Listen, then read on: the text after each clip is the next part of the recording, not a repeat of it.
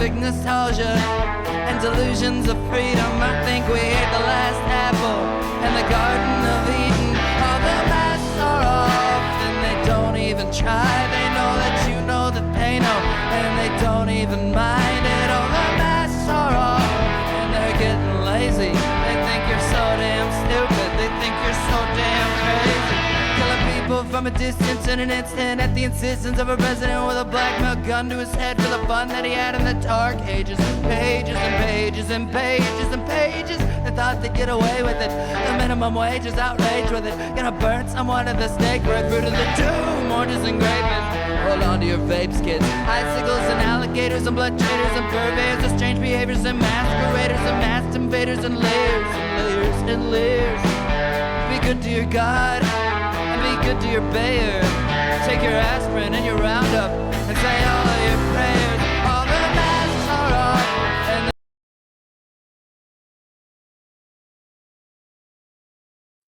Hello, everybody, and I am your GM now and always on Cloudheart TV. I am Cloudheart on Cloudheart TV, and this is, of course, Fallout Georgia, Session 17.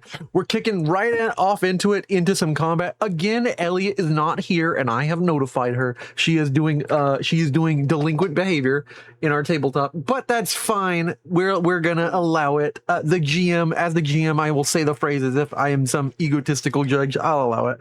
SMH in my head. Yeah.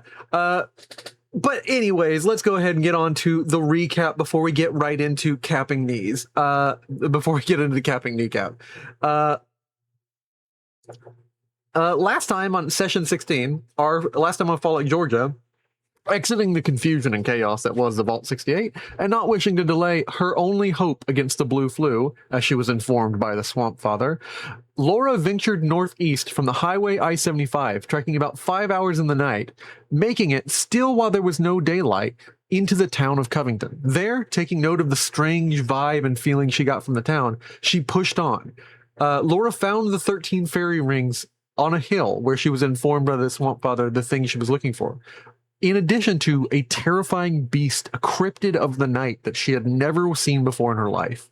With its interest drawn away by a noise made by some prey in the woods, she approached and risked her life out in this open field where she had just seen this creature roaming by eating this debilitating mushroom. Her body only able to hope that this blue-flecked mushroom would be the cause and chance of her recovery. Unfortunately, failing a lot of checks, and her body not hardy enough to weather these debilitating effects, Laura's mind and body were subsumed and dissolved by this powerful mushroom. The rest of our crew, unaware, but insistent on finding a cure, I wrote crew twice, continued hoping to meet Laura at the old CDC building in Atlanta, where the Necrosis nightclub and Dr. Rhonda Calloway awaited. Just outside, they met a interesting super mutant who believed he was a crusader for a deity he swore regularly spoke to him in his ears. Just a moment before he dealt with a raider, attacking him in, honestly, a calm manner, relatively speaking, for a super mutant. Heading in, they informed Dr. Calloway of their delivery and were hoping and content to discuss what to do moving forward to get their cure, just moments before a group of the Ghostface crew, the gang of ghoul supremacists, came by to deliver a final ultimatum to Calloway. Make a delivery in an hour, or this whole building goes up in smoke. They brought a cased, sort of a trunk-sized bomb with them. It was armed for about 30 minutes.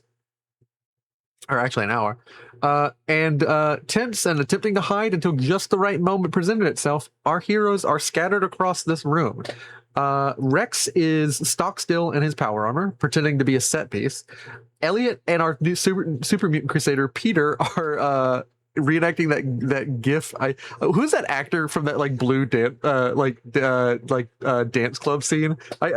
He's reenacting that gif from the dance club where it's just an old man vibing to some music. They're rushing upstairs to the sound of gunshots that they can hear from the dance floor, and Alan has just gotten off a good shot on this ghoul mutant ghoul's leg. He's actually crippled the leg, and this man has dropped prone because of it. And we start off right into combat because of that. Everybody feeling good? Yeah, were you thinking of John Hamm? Is that who you were? Yeah, I'm thinking of John Hamm. The meme. That's the meme. Let me go ahead and get some combat music kicked off, and we'll go ahead and start it off.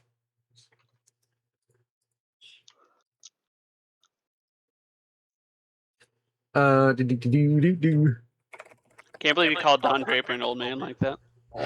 He's not. I mean, I'm not gonna say he's not old. That would be a lie too. But I won't call him out, man. Ancient. How's that?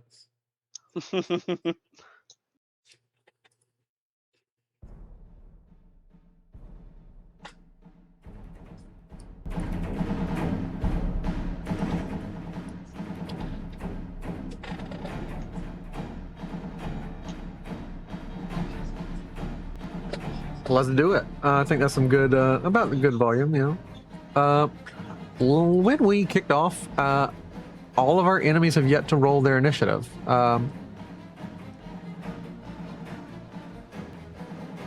This figure right here is, of course, let's see here. He is also a ghost-faced crew member.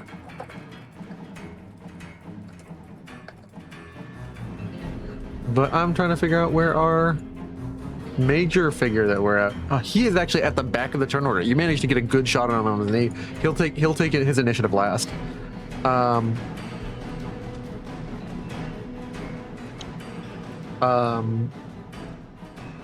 Let us see here. Alan, I think you already attacked, so you're down one attack for this turn. So you're down one major action unless you want to spend one. Actually, I was wanting to ask about that because I think I was technically a surprise attack before going into combat, so I don't know if that counts as part of my turn for the. I want to say, can you make me a check real quick, and I'll give you another attack if you have like a decent agility, and if you can get more than 2 successes. Or two or more successes, rather, is what I'm trying to say, on an agility energy weapon. I'll say that you can you have like the handling of the gun well enough that you can manage another shot on this round. Can I spend a party AP on this? Yeah, totally. As long as everybody else cool with it. I just need one.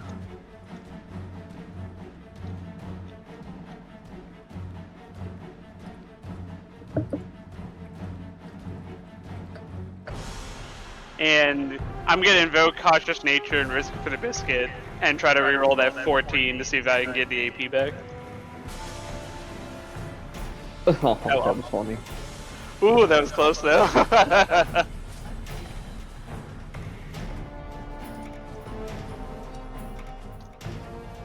Alright, in this case I will go on ahead and do another attack on our guy here.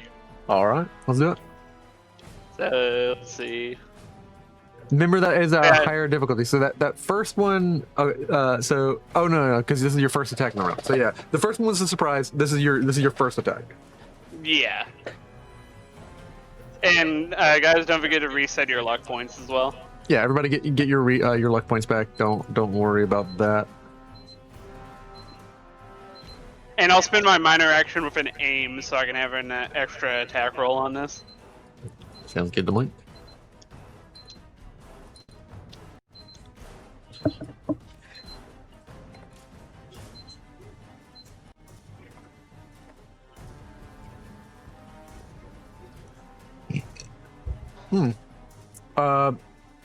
With one success that does not hit. Oh yeah, because he's defense 2. Yeah, he's defense 2. It has something to do. He's got these weird hexagonal sort of like interlocking plates where his skin are. Let's see. I'll spend a luck point on the 14. Cool. So now I can roll to resolve the attack. Yep. Let's see. Max out my fire rate. And then I'm going to use concentrated fire to reroll those 3 blank dice. Not bad. That's 10 damage, piercing 1s. That's piercing 3. Piercing 3. And then spread. And then, of course, spread. Yeah, so how does... Let me see. For each effect rolled, your attack inflicts another additional hit. Each additional hit is half the roll damage of the initial hit. So it's 5 damage, boom, boom, boom, and it's a random location. Can you roll for the location for me 3 times, or I'll roll if you don't have the roller for it. I should have it. I should have it shared. It's in the roll table section, but if y'all don't see it, I will let all of you see it. But like, if you want to roll it, I can roll it. Rollable tables. Here we Yeah, go. it's a rollable table. Let's see. So the first 10 hits his. So that first one hits his torso. So that is going to immediately get through all of his armor, and that does a full 10 damage. That's 2 injuries to him in his torso. That's not bad. 29. Also the torso. Also the torso, that gets through 5 more damage. That's a 3rd injury. Not bad, dude. To his torso. And a left leg. And left leg. Okay, left leg. So yeah. Man, you really are hammering just his torso and his left leg. Crazy. You managed to just boom, boom, boom, boom, boom. You were like, you see like a building glow underneath this.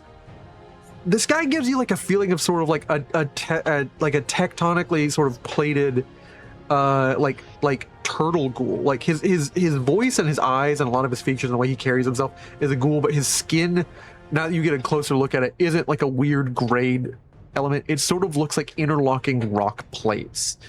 He's like a mutant ghoul or something. Like he's already a ghoul, but it looks like he's mutated further.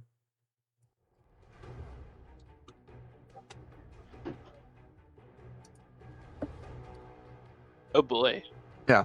Next in the turn is going to be Rex. Oh boy. This guy is still not dead. No, he is not. Well, I guess I'll shoot him.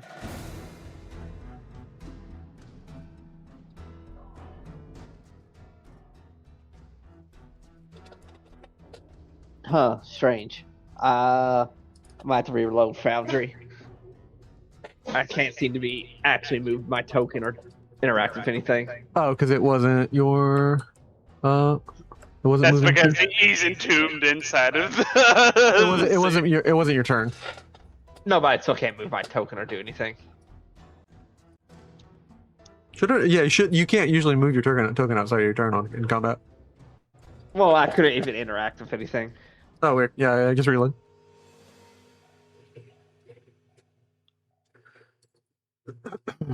Let's see here. Looking for the core rulebook and looking for weapons. There we go. All right. Does this guy look near death to me when I look at him? Or does it look like he's still healthy? He looks like he's got. He's at approximately half health, as well. I'll say. Okay. Might as well, since I'm moving on, use my plasma gun.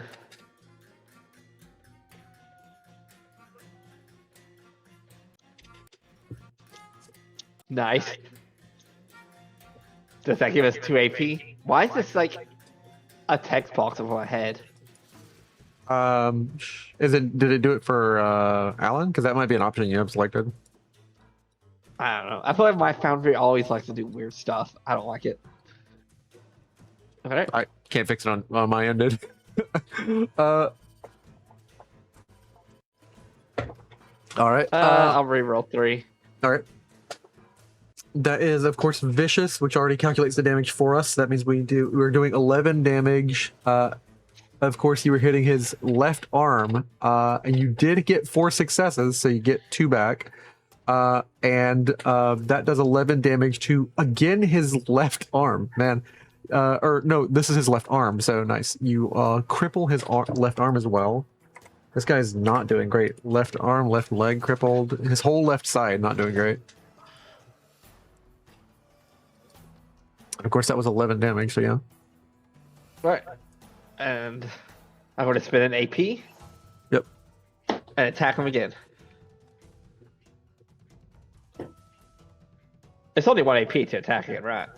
Yeah, give me 1 second. I'm trying to remember what HP he was at. Because can you not target him and do the automated stuff? I'm still tweaking the automated stuff. I'm sorry. Yeah. I think it's like 2 AP to get an extra major action, right?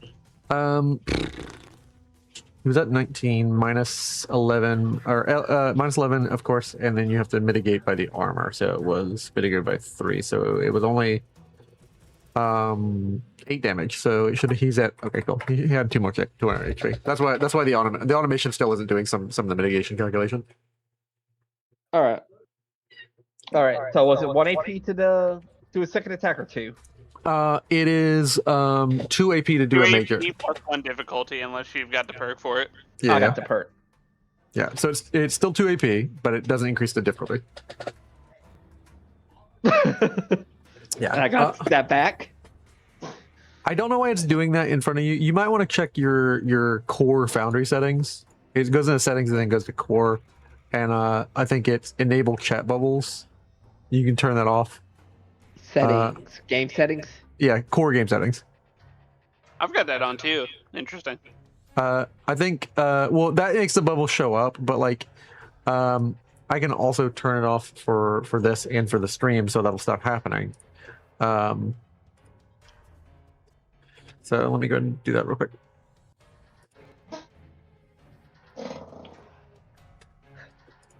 All right. Yeah, viewers, this is what you love. You love to see this. If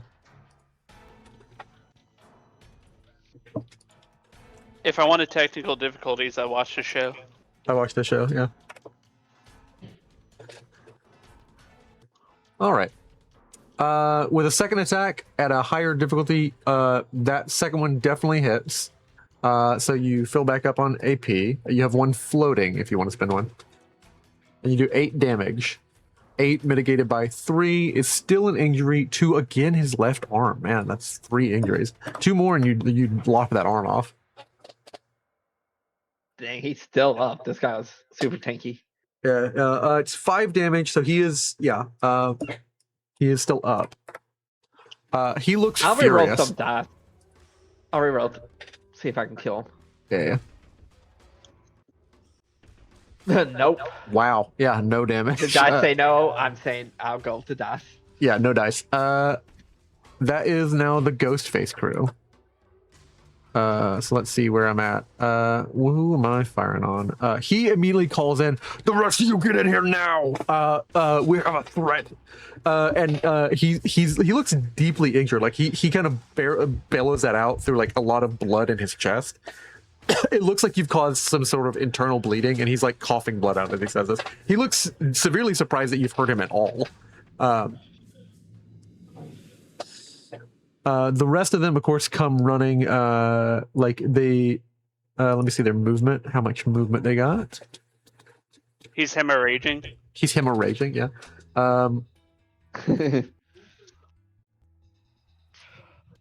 Let's see here. Our movement is always based on. So let's see here. The maximum movement this guy has is. Your movement is your agility, and a sprint is basically your agility plus your endurance. So his agility is 6 plus his endurance. So he's going to sprint. Okay, I moved, but I wasn't clear what I was doing. I was blocking Alan from him. Yeah. That gives me 13 movement. So how far have I moved? 9. Yeah, it's not great that these guys. All right, do I get I get a glance on you. I see the guy right up on him, and I see the guy behind him. Who do I want to hit? You have power armor. I'm automatically going to target the power armor guy. All right. Our should you use in automation? Told me not to use it.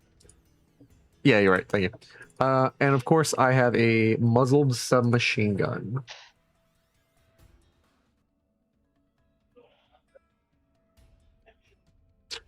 Man,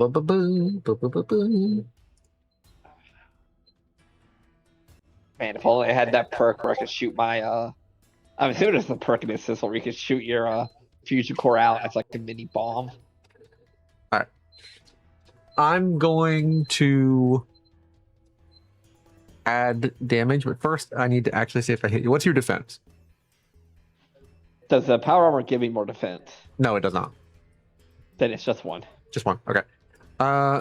You are going to die. Maybe. Yeah, hopefully. Wow. That is what it is. Uh, all small guns require an attack with your. I believe small guns is a attack with your agility and your small gun stat. No, it's your agility, right? Yeah, Small guns, agility, yeah. the T. Yeah. Okay, cool. So for each of the goon, they're trying to hit under a 10. And of course, I get AP at the beginning of the game based on how many players we have. So I have 3. This is unfortunate. I needed you to be here, Elliot. Give me more AP. I'm gonna spend 1 to get an extra dial on this, so I can guarantee a hit. That's crazy. That's crazy that all of those are all that high.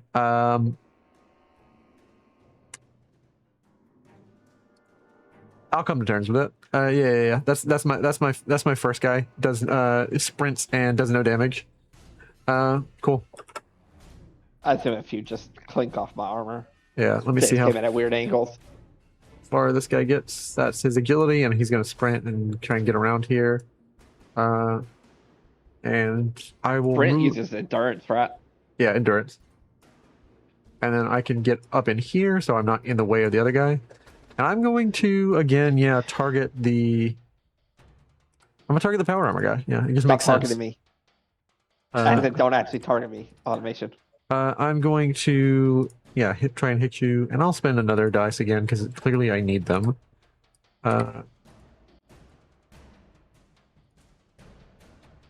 That hits. That hits. Cool. Oh, and that hits over 1, so I get 2 of my AP. And then, of course, I'm going to roll damage, which means I use my fire rate of 4. And then I have original base damage of 5. So let's see here. And of course, that's a burst. It hits 1 additional target for in close range of the primary target for each effect rolled. I'm just going to spray this whole room, hitting Eleonora as well. What about his friend down there? Who's right next to her? Burst, you get to decide how many people you hit. So I only rolled 3 anyways. So burst is basically like hitting your enemies. It doesn't force you to hit your allies. So that's let me just read the burst effect one more time. Each additional target spends 1 additional unit of ammo from the weapon. So I need to reduce my ammo by 2 more. But yeah, that does hit for another for 10 physical damage on and I think I need to roll the new hit location. I'll be right back. So it hits you in your left arm for 10.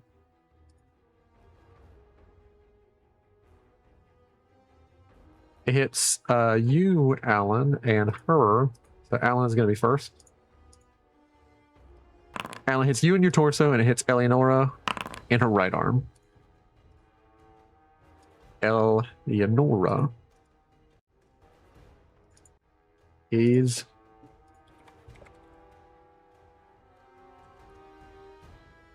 Eleonora is just a basic ghoul trader, which means she doesn't have a lot of armor and she doesn't have a lot of HP. That's unfortunate. Hits her in her right arm. She has an injury now. So. All right, I'm back. How much damage did I take? 10 physical damage to your left arm. Alan, you there? Yeah, I'm here. That you take 10 to your torso, and she takes 10 to her right arm with her, and check your armor, your damage mitigation. So she has 1 in her right arm, so that's going to do 9 damage to her. So she's down to 6 health. Holy shit! Yeah, I've got 2 resistance, and it takes me down to 8. So Yeah. I have 1. I have 2 physical resistance in my arm, and I have that 3 temporary armor, power health armor. Yeah. Okay. So it's not like so the thing that happens first is you check what your total armor is in that location, which should be calculated by the fact that you have the armor on. Yeah, it's 2 physical. So it's 2 physical, and then immediately that is eaten up. So that's 8 damage left. Then 3 is eaten up by the actual armor's location. So it hit you in your left arm. So now you are at 0 HP in that arm. That the suit is compromised, and another 5 damage gets through and hits you and actually injures you in your left arm. All right. So 5 damage to your health. You have you have 13 HP. All right, I take 1 injury in my left arm. Yeah, and of course it busts this armor. Like it breaks this left arm armor. And because your armor was already questionable location, that armor is like, but it is perma busted. Like you was never restored to full health. So this armor is like, boom, broken because it was already rusted to hell and back. Okay. Cool. That is Peter's turn. Hey, Peter. Hey, Peter. This, just for movement purposes, is this gurney a object? Gurney is an object, and you could move and throw it if you ever want to do something a little more narrative, ask, like let me work with you, like tell me what you want to do, and then I'll ask for the rules. am going to. I cannot move Peter. You might have to reload like I did. I do love the bed gun. Nobody loves headboard gun more than I do. Pecan. Yeah. Just for purpose, how heavy is the gurney when it comes to just figuring out damage dice? For like damage dice, like let me see. Is there an improvised weapon thing? There's an.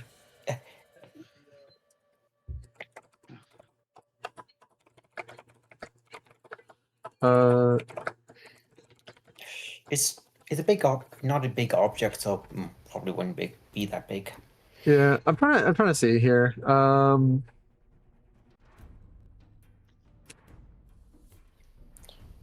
Typically, it's like an unarmed or a melee. It would basically be, I would say, like a strength athletics or an agility athletics, and then you would probably just let's see here. Is there like a good makeshift weapon? Yeah, that's what I'm looking at.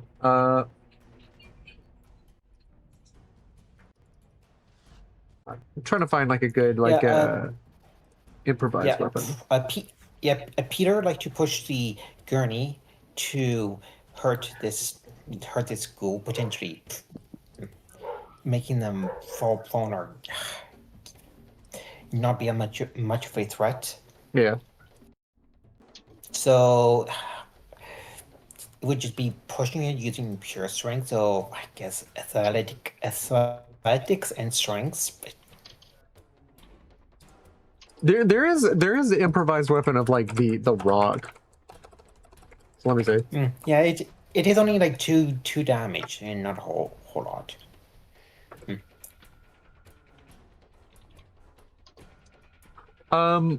There's traps, right? So let me see. Environmental.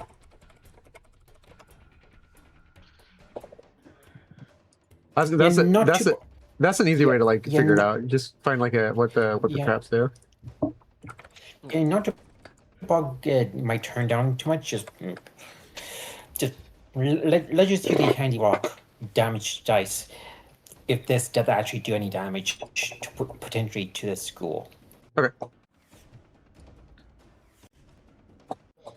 So that is 2 successes. And this gurney, pushing it as an object, would you consider it as a melee weapon for a piercing strike? I'll accept a melee. Yeah, I was going to accept a strength athletic or strength melee weapon. Yeah, that's fine, man. So yeah, it's a melee. So add your strength damage, and then I'm going to say it's basically it's the same as like falling debris. So I'll take a 3 dice. So it's 3 plus whatever your melee strength bonus is. So you have a 3, so it's going to be 6. So it would be 1 piercing, and for damage. Yeah, I'm gonna add 1 more dice. Cool. Just because it was supposed to be 6. So 2 piercing and then 2 damage. So altogether 4 damage and then 2 piercing on this guy right here as you throw the gurney into him.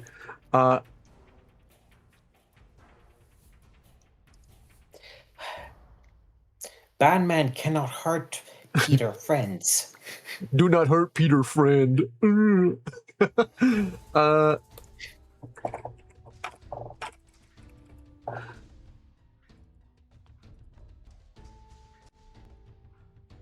All these effects. There is supposed to be a damage effect that's sort of stun, right? I'll accept a stun. Okay, so just Yeah. put a stance token. Yeah, I'll give him a stun effect. Yeah, this school probably did not expect a 6-foot-tall super mutant. Yeah, did not expect the super mutant who is like not supposed to be involved in this at all. Technically, not even really like part of their like who's superior, but they kind of accept super mutants as like, you know, tangential to their They're the second class citizens. They're second class. They're second class in their racist hierarchy. You hit this guy with a gurney, and of course, it does interesting damage to him. I will have so he has 2 physical resistance. So, yeah, 2 damage gets through. Oh wait, no, you have piercing, so all 4 damage gets through. Yeah, so you're good. So that does 9. I'm at 9 HP on this guy. It doesn't do me an injury though.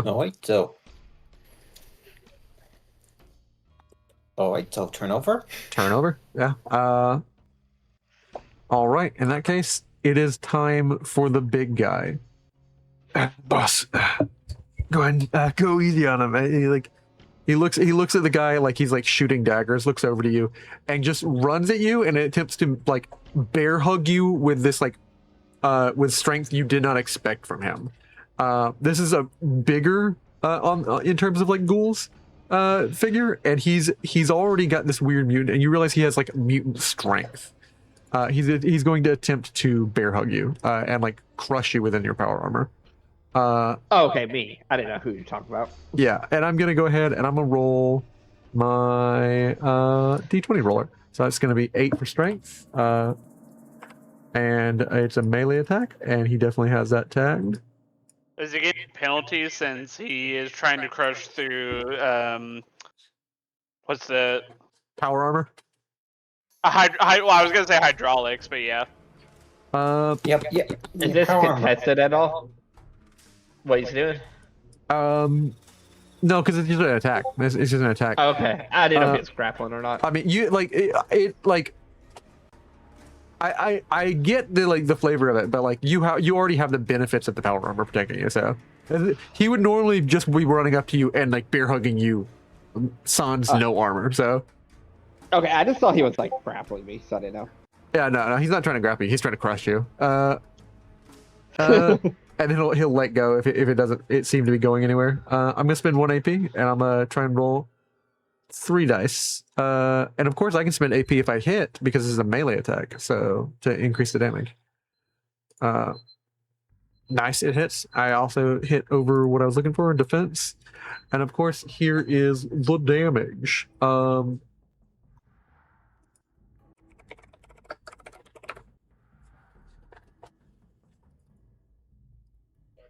And a strength of 8 results in what melee bonus? I'm trying to remember.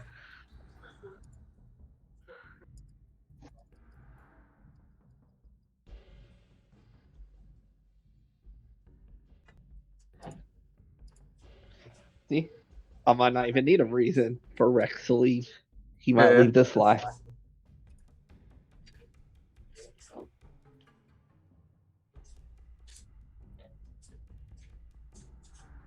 Calculate statistics. Derive statistics. Melee damage. Okay. So melee damage at 8, you get a +1 to your damage. So, and then I got to look at his melee weapon damage because he is crushing you, and this is a mutant ability. You know what's funny? I don't know if you're gonna do this or not. What's that? But would he theoretically be healing himself too by crushing me? Healing himself? Yeah. Why? I have touch Oh radiation. yeah, you have touch of radiation. Crap. Roll touch of radiation for me, man. Like roll how like you usually have to like roll to determine how much you radiate them, right? Yeah. He is a ghoul, so yeah, you're right. Thank you for reminding me. I'll give you a luck point back because this is not in your favor, and you told me something. I have max luck though. So whenever you touch somebody, you always deal 3 combat dice of radiation. All right.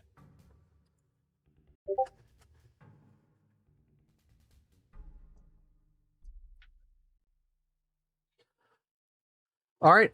He is doing a sledgehammer or a very powerful gauntlet of damage, and of course his melee damage. So altogether it's 6 damage dice. So that's how many damage dice I'm rolling. And they have the piercing 1 and vicious 1 effects. So let's see here. Okay, yeah, I get 1 HP back from that actually. Thanks. Thanks, bud. And let me go ahead and roll my combat dice. So I'm rolling 6, and remember, if any of them are effects, it's piercing and vicious. So actually, I do 8 damage with piercing 2 physical. To what body part? Let's see. Right arm. All right, let me go figure this out. This is complicated. All right, so it's 8. It's 8 physical combat damage, piercing 2. So it gets through whatever the armor is by 2, and does 5 damage to my right arm. 5 damage to your right arm. Cool. Yeah, and it breaks your other power armor arm. Yeah. So you also take an injury to your arm. Yeah, your right arm. Damn, both your arms are injured.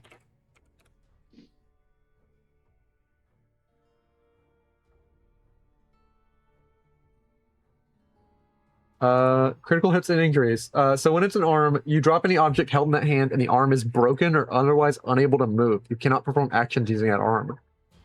By itself or alongside your other arms. So I can't even use my weapons anymore. Yeah. Okay. That's not great. You need someone to heal you. Yeah, because no one that can heal. Damn, both your arms are out. You can't heal. Oh, that's not great. You're in a tin suit, dude. I still have my legs. I'm just gonna start kicking this guy. Yeah, that's fair. That's fair. What do I do? That was my one action. I could move. I'll move, and I'll buy a second action. So I need to hit a 2 on you, right, Alan? Yeah. Oh. So on Alan? No, Alan is difficulty 1. No, because this is the second attack, so it's a increased difficulty. So I'm going to make the same test. Same test. My strength and my melee. So my target number is going to be a 12 again. And I need to hit a 2. Come on, give me a 2. Give me a 2. Oh, bummer. But you did get a 2, just not in the kind you wanted.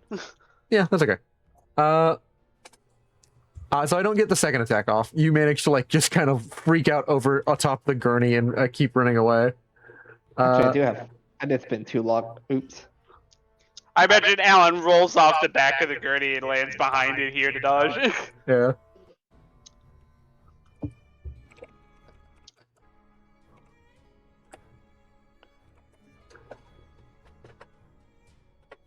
Well done, bud.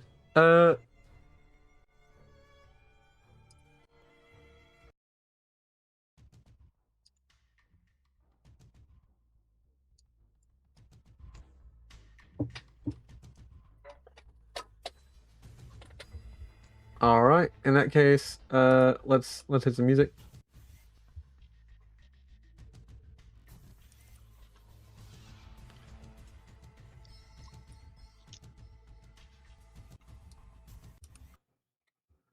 I sure do love when my music is not playing.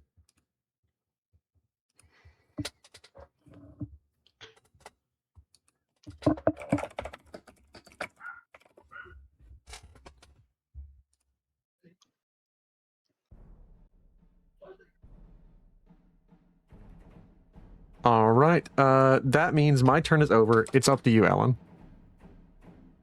It's up to me. Oh my It's up god. to you. Alright, I'm gonna keep blasting this guy here. Sounds good. Question: Is Stimpack fix broken arms? It does. Stimpaks fix injuries. Cool.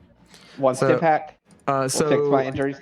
Uh, I don't think it heals if you fix an injury with it though. It's one or the other, right? I'm double checking. So healing actions that you can take.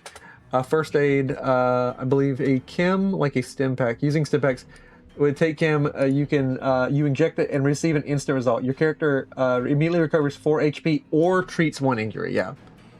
I won't matter that I need 2 Stimpacks to have a gun. Yeah.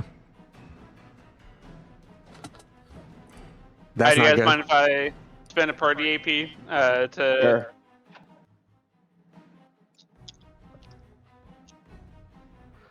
Not bad. You hit him Ooh. right in the torso. Oh yeah, it was his turn, right? By the way, it was his turn. So he had 3 torso injuries. He's supposed to bleed. So let me apply that bleed before you do anything else. So that way I'm being fair to you. But go ahead and roll your damage. You can do all your stuff. I'm just gonna apply his bleed damage that he's supposed to have. Oh, please reroll some of those. So he's I supposed think to I can take. spend a luck point to reroll some too, right? How many is it if I reroll for luck? You can reroll 3 of your combat dice. So I'm supposed to take 4 damage from my bleed. I'm gonna spend a... Damn.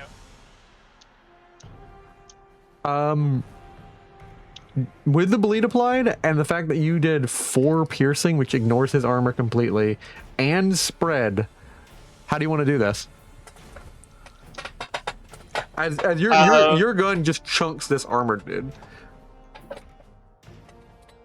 Let's say, like, as he gets around, like, Rex's power armor and he, like, essentially turns the corner on me, I, like, shove the shotgun pistol, like, onto his chest and blast it, and it, like, opens up a hole in him. Right as he's, like, starts melting from into ash piles. As is accurate to the games. Nice. Not bad. With a point blank laser shotgun, the diffraction is easily able to work its way around his sort of tessellated body, and you just see him, especially with a critical hit like that, just disintegrate. They all look furious, but their boss is dead. Give me 1 second. Skills, survival, and each of them have yeah, so I'm gonna make all 3 of them roll the same skill for me, and this is their decision whether or not they want to keep playing this out. I was actually gonna ask if I could do like a fear check. Yeah, like a speech check to see if I could say like, y'all better skedaddle if you don't want to end up like him now. Yeah, if you go ahead and roll a speech check. I'll open up the complication range by 2. Okay. You guys mind if I spend a party AP? Sure. You're trying to hit a 2. On a 2, I'll open up the complication range by 2. Okay, I can bring it down in the prompt to 18. Let's see. Should I just spend 1 party AP since we're full, or should I spend 3 and get 2 dice then? Don't spend it all, I don't think, in case we have to continue fighting. Alright, I'll just spend 1 then. I'm going to use Cautious Nature to reroll that 17 though. Alright, let's go and see what the complication is for your speech.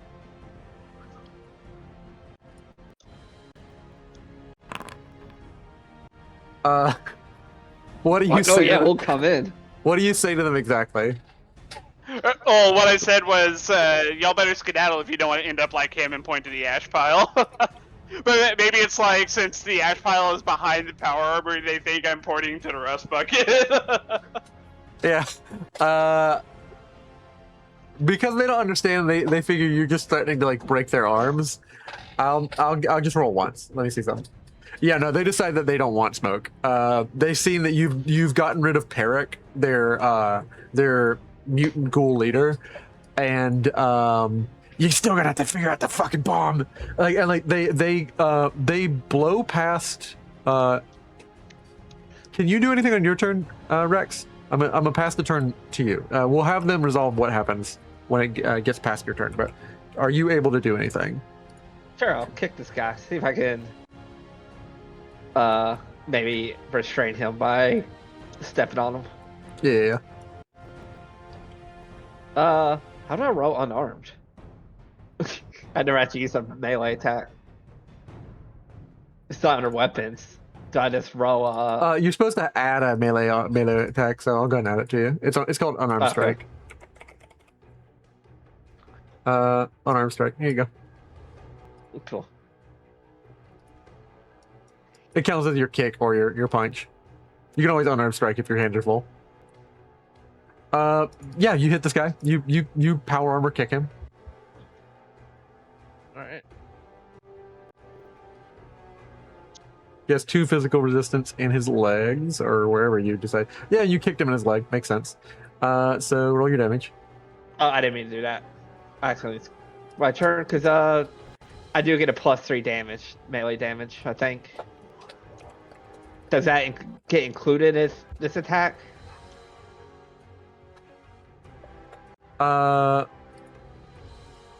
Your melee damage? Yeah, your plus to your melee damage always gets added.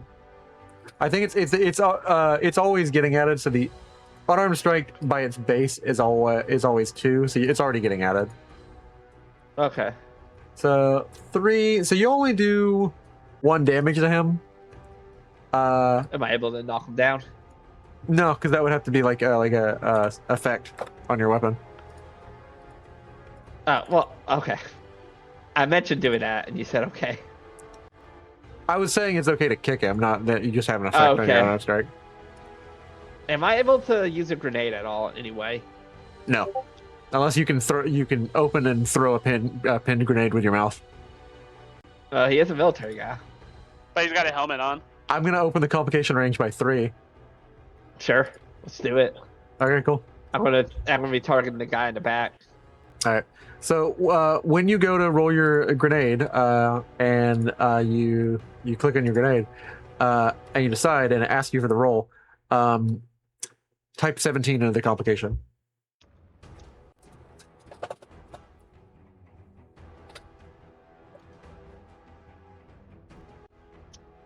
I can't get both of them. Yeah. Sad.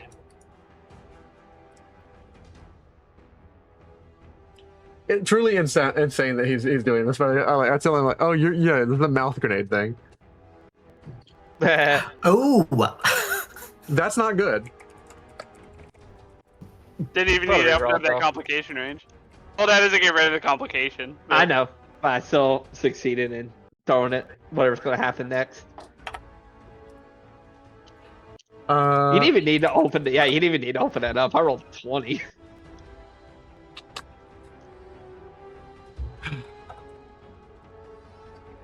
Sigh of disappointment from Cloud. Yikes. I.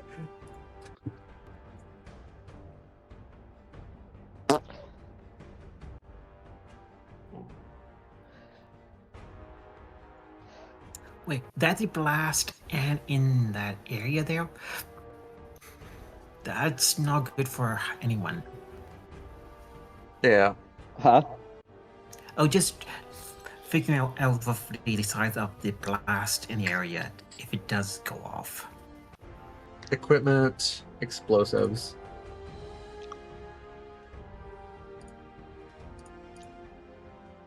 Explosive up the table for complication. Yeah, explosive complications.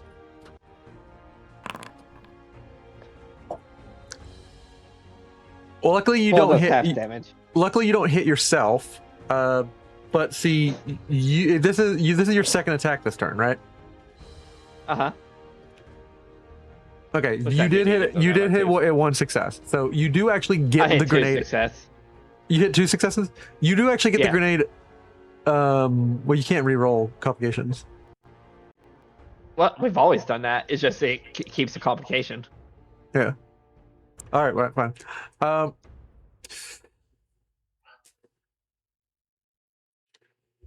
2 damage. To this guy, right? Yep. 2 damage. And he has physical, so depending on where you hit him. Where did I hit off it say? Hit location left arm. Yeah, does no damage to him. Oh well. He manages to basically roll over and duck under the gurney that it was thrown at him, and despite the fact that he's disoriented from the gurney slamming into him, it's kind of saves his life. Unfortunate. Yeah. I was trying to do something, but it failed. All right, that's my minor action. I'm gonna move up. I'm going to target Peter. And Peter, no. I'm not actually going to target him. Let's. Defense is 2. Yeah, defense is 2. I need to get. Oh, I don't hit him. You know what? I actually do want to do damage to y'all. I want y'all to deal with the realities of this. So I'm going to spend 2, and I'm going to attempt to hit you again at a higher difficulty. So your defense is 3 now, right? It just straight up. It is a secondary attack. It would It's be a secondary difficulty attack. 3 for you, Cloud. Yeah, it's a difficulty 3. Okay, would so. Damn. Yeah. Nothing. I fire off a bunch of shots and don't hit you at all somehow. Perfect outline around him.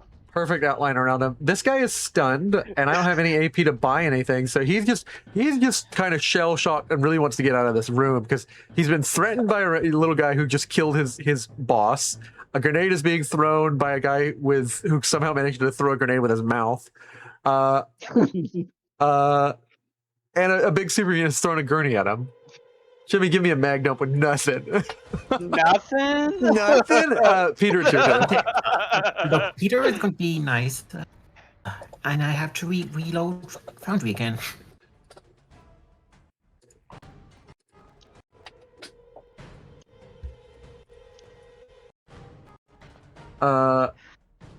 Yeah, I have to reload Foundry again.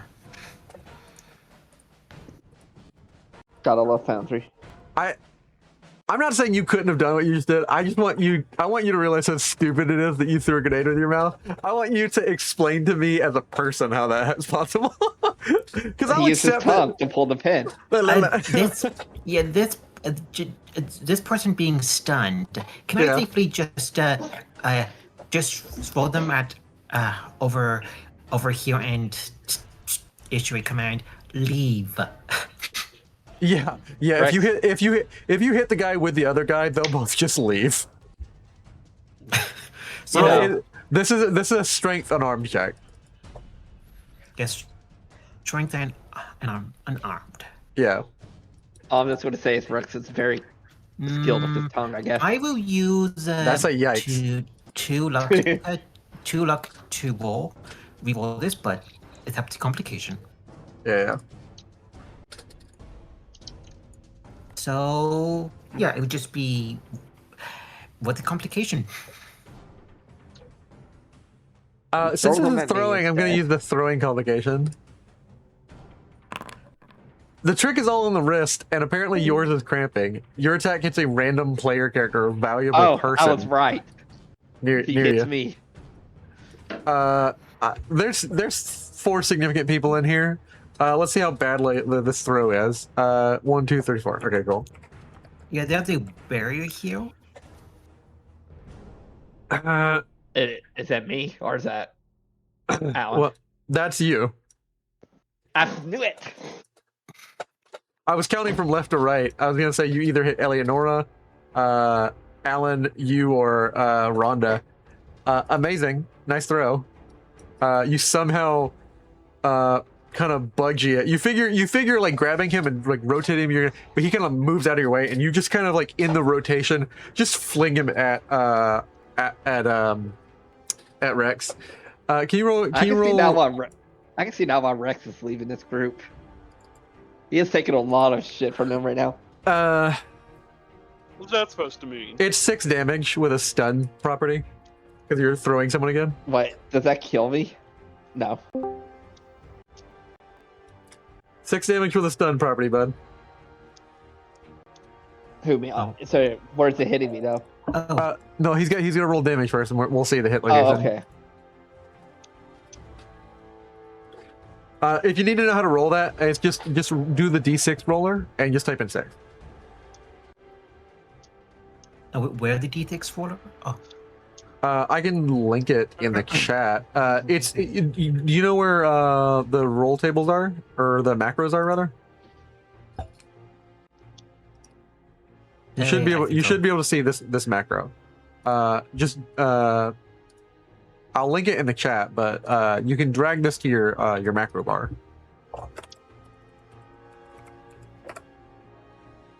You can drag it to your macro bar, so just drag it wherever you want to be able to quickly. There's also one for your for a skill test. You can also drag this to your macro bar.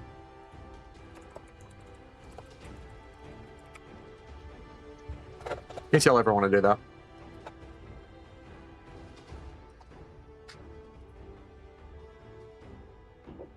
so 5. Oof. 5? Okay, cool. That's not great. Where does it hit me? Hits you in your leg. He just kind of flings the guy low to the floor. Hits you in your leg, but at some speed and with some weight. So let's see. -2. It does 3 damage to you. It breaks your armor in your left leg. Yeah, this power armor is so useless. Well, it is 3 hyper for 5. rusted. So 3 damage hits me. No. Actually, it ignores 2 arm. It's 2 armors. Reduces 5 by 2, so it's 3. Okay. And then 3 damage to your nothing hits me. So it doesn't damage you. It just breaks your armor. Yeah. Cool guy. And of course, the guy thrown will take 2 damage as well. So. I feel bad when the school, if survived, go back to his school brother. This time Super Mutant tossed me. However, he hit you with an effect, so you are stunned, Rex. Right. You can't believe it. I don't know what stun does exactly. What stun does is an effect that basically you can't, like, you have to spend AP to get an extra action or extra minor action because you lose your minor and major. I am so useless right now. It's sad.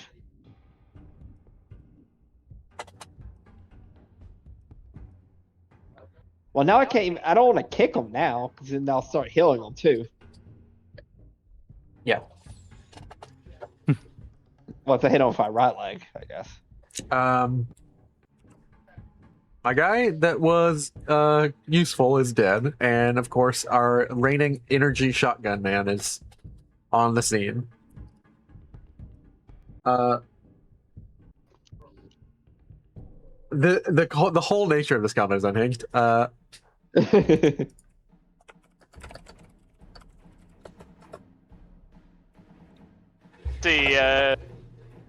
Which of the ghouls was it that gave us the mag dump with nothing? Because I think he needs to be punished for his terrible aim. He's on the other side of the wall.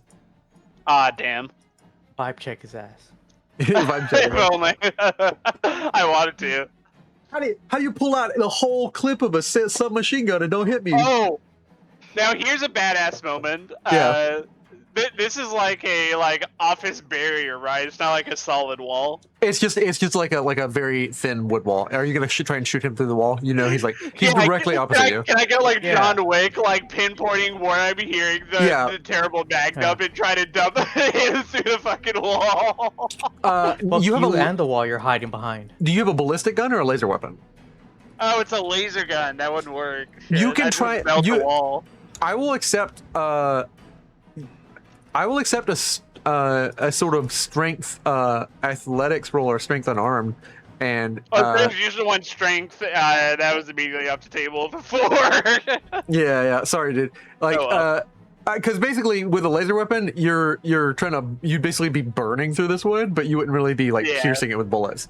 So like, if you could punch yourself a hole and then push your gun up to it, yeah, I'd accept it. But yeah, I just want 2 degrees of success for a strength on arm check. Can you punch a hole through a wall? No, I cannot. Yeah, no, sorry. Alan is Noodle arms cannot punch through a wall. Alan They don't Alan wanna is see you limp. shine. Alan is limp wrist McGee, and even in the post-apocalypse where all the walls in America have rotted for several decades, he cannot punch through like plasterboard.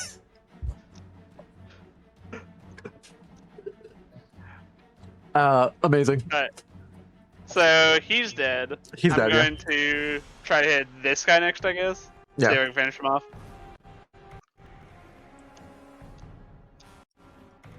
Let's see. I'll use my minor action to aim, so I can get a +1 on the roll. Cool. And Oh, we that's get not Ainsworth thing.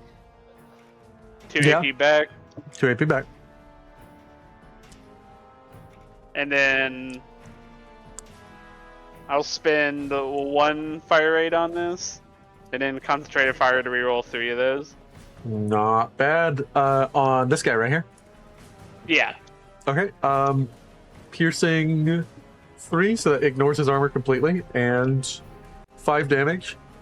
This guy eviscerates as well as you do him 5 damage. That like anytime someone dies to a critical laser hit or critical plasma hit, they get melted. This guy also turns into dust. Melt him. Melt them, boys. He's no longer Kill stunned him, though, because you can't be stunned when you're dead. What? You're just dead.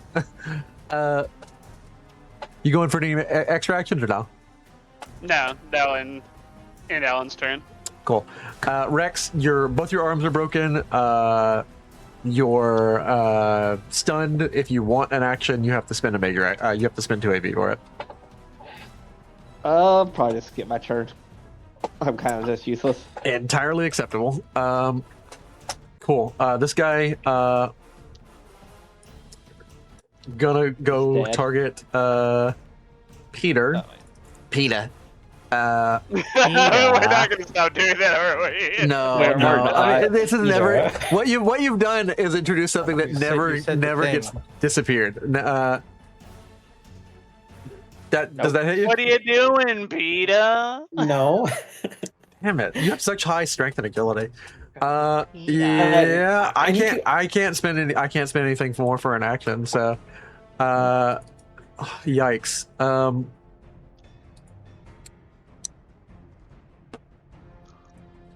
Well, What can I say but yikes, Peter? what can I say but yikes?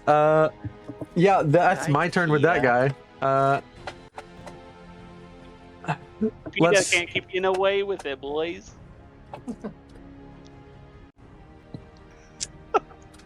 This guy is right up on Rex. Aren't they They're- also supposed to be running away? This guy is supposed to be running away. The plan's changed, boys. And he will attempt to do so. I'll make him make an athletics check. With agility and athletics. That's just a 10. Let's get 220s. No, he Nope. trips. He trips over and cannot get any further because he's trying to move over this gurney and past this super mutant is blocking the way and he's panicking. Well, that's no more movement. And what does a panicking person do? They shoot. So, targeting Peter, I'm gonna. Again, is panicking. He doesn't have a planikin. Yeah. And Oh, cool. I Ooh, get that I will get AP hit. back. That does hit you. I will let rip, and of course, that is going to be 9 Hey. damage dice. okay, so right leg and and I will do yeah, yeah, due to armor modification, that it's yeah, the uh, the damage for physical. I'm sorry, what? Yeah, it is a physical DDR in the leg there. I So see that you have 7 uh physical resistance. yeah, because it is of, it is barbarian, the super mutant, and then the armor toughness. DR. let me double check that this is legit. You get +3 physical resistance, not +4. Yeah, For it is 3. It is a one. I think one you just from super mutant. I think. I have to double check with super mutant if the mutant Yeah, grants that. because I don't believe you have 11 physical resistance. I'm sorry, Donald. Yeah, it is. It would be yeah. Yeah, so armor is 3. Resistance from barbarian is make it 10. Because this is why I usually like to go over when people like build their characters. Yeah. When it comes to how damage stacks, it is perks on top of armor, and that's super mutations stack on top of that. Where are you getting that you get 1 strength, 1? Yeah, I think it just super mutant. I think, or have to double check. Super mutant racial ability. Yeah, if they get that. Let's see here. It's like I could be wrong. I think I know some mutants get that. Yeah, your have strength that and endurance are increased. Your strength and endurance maximums are increased to 12. Both of them get an initial 3 + 2. Your charisma and intelligence are capped at 6. It is just a DR10. Yeah, so I was wrong there. It should be total. Yeah, 10. you don't get a free +1. Yeah, I checked. It was other mutants I was thinking that gets that bonus.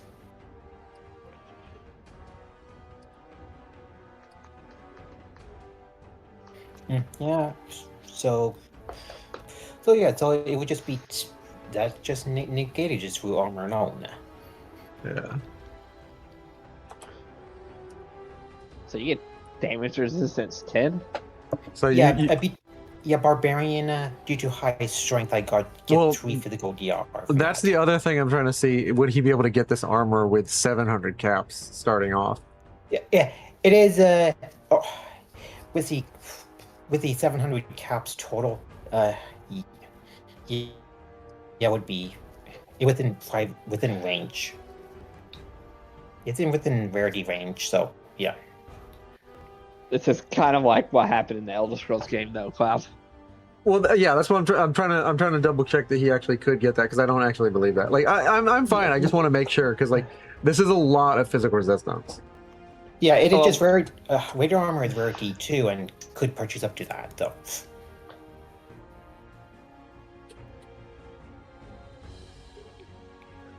Raider armor, heavy Raider armor is rarity 2, which is 3/3. But then you're also adding buttressed to the armor, Yes, sir. which is a mod. Yes, so I can't have the buttress already on when I did purchase it. Character creation.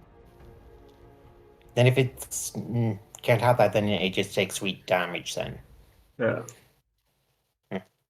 But I'm just checking. I'm checking for it. I'm trying to find the mods. Where's buttress? Yeah, buttress just add 3 physical and 3 energy DR. Unique Raider armor material mods.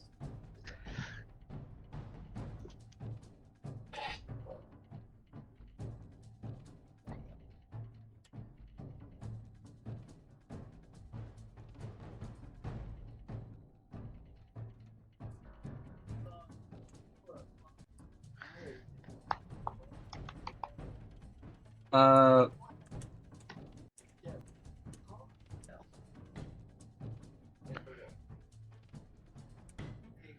Yeah, these are unique Raider armor mods. It doesn't say the rarity of them. It's not mentioning the rarity. So let me No. double check. Buttress. If it's common, something like leather or low level, it's like rarity 1 or 2, something like that. Yeah. It shouldn't be that rare. All right. Yeah. and So you would be able to have buttress. It would have costed the cost of the part plus 12 to already have it equipped. But Yeah. I would have basically said you would have needed armorer 1 to have it already on you, and you don't have armorer 1, so you would have had to find somebody. So it wouldn't already be installed. Okay, I just have to just pay then. Okay, so I would Yeah, just take so 3 damage either Yeah, way. yeah. It would be basically you have 3 physical and then the 3 barbarian, so you'd have 6 physical resistance. So you Yeah. take 4 damage. Yeah, 4 damage in that location. Okay. So then, of course, they have burst 2, so I can hit 2 more people who are nearby. I'm going to hit Rex and Alan, and I need to determine the hit locations. And that's going to do. This attack hits 1 additional person within close range of the primary target for each effect rolled. Additional target spends 1 more ammo. Yeah. So that's going to be 10 to both of you guys. Oh, I'm probably dead.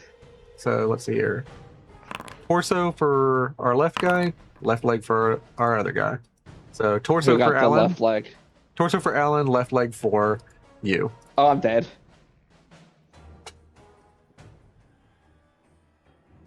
Because my left leg got destroyed. Yeah, so it would be basically your armor, what your armor underneath is. So you have 2 physical, so that's 8 damage gets through, and then it does 8 damage. Yeah, you're downed. You said my whole leg was destroyed. Does that remove the armor? Yeah, it removes the armor, so like it's basically what's underneath it protecting you now. Okay, that's still there. All right, Yeah. I'm down. Yeah. Alright, let's see. Damage 10 first, right? Yeah. Alan lives by 1. Alan lives. Does he take an injury? Let's see. It's 10 damage, so yeah, I guess it would take. Well, reduced down to 8. So I guess it's 1 injury. Yeah, 1 injury to your torso. So you are bleeding, so you need to deal with that on your turn before at the end of your turn you take your bleed damage.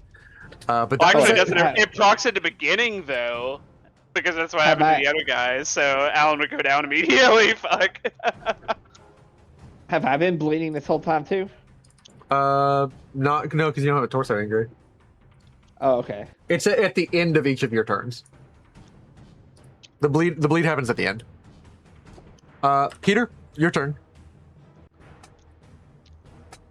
So what happens when you go down, though? Is there anything that happens right away? You make dying rolls. When your characters are when it goes back to your turn, you start dying. Okay. While you are Plus Alan dying, wants to save me. yeah, you are unconscious. You must attempt to endure with difficulty equal to the number of injuries you have, and a complication range of 19 to 20. 3. Yeah. So unless you heal me, Alan, I'm dead, probably. Yeah. Peter? Peter? Oh, Peter. yeah. Okay, apparently I cannot move my token, so I guess I have to minor. Use this. Also, I will attack the ghoul by Peter using the bumper sword. Nice. That hits for sure. That hits, and you get an AP extra, so you can spend 1 for extra damage. Yeah, sure. I will use it for extra damage. Honestly, just a reminder for melee weapons, you can always it doesn't do anything. You can always spend 3 AP every melee attack for extra damage. Wouldn't do much, so just piercing 2. Piercing 2 gets through. That does me 8 damage. That does me 8 damage to my torso. This guy is bleeding, so boom. This guy is bleeding in his torso. Anything else you want to do? No. All right.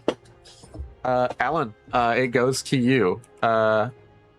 How do I roll for that bleed damage? You don't roll at the beginning. You roll at the end. Is that different between player characters and enemies? Because the enemy rolled his blade at the beginning of his turn. Yeah, I messed it up. Since you asked me, I went and looked it up. But to being specific, you begin bleeding at the end of each of your subsequent turns. Okay. I do have 2 stim packs on me. If you wanted to grab them from me. You're right next to each other. I would accept that you could. Yeah, Alan will grab the 2 stim packs and use one on Rex and himself. Okay. Of course, that will bring you both up. It won't heal injuries on you, but it will give you both HP. If you want to heal your injury, you're gonna have to just heal the injury. Won't get HP. You're gonna stay at a 1. I'm going to heal up. I think I would need to do that for Rex to get him up, though. Yeah. It gives a regular stim pack gives you 4. 4 HP. Yeah. So go ahead and delete your 2 stim packs. You are back up. You are prone though. And in a steel cage. Yeah. And So that'd be one minor action. Yeah. For those? One minor action to heal yourself, and then another minor action. So you have to spend 1 AP. So you're down to 5. You still I get was your actually major. about to ask. You're able to use your major action as a minor action, aren't you? Yeah, you can. So if you don't want to spend any AP, you can just heal both of you, and that's fine. Oh. I'll use major and minor for healing Rex and me the first time. I want to spend an AP to use a second minor action to use one of Alan's stim packs to heal his bleeding torso. Yeah, great. Medicine. We need Stab, medicine. stab. How many tiles away is close range? 7.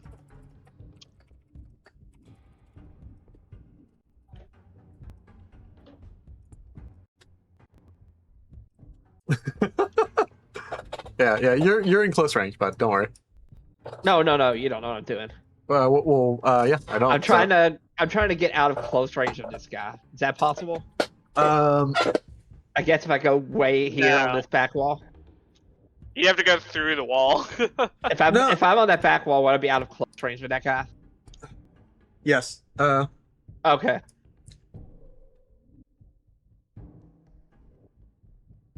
It's measured from the center of the token, so yeah, you'd be at 7.5, so you'd be out of range, just out of range.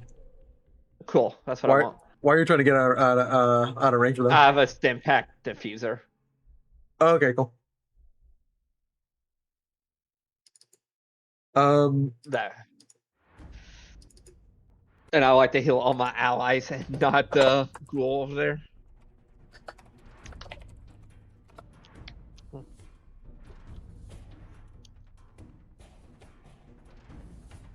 Is it my turn now? Or is it Alan still?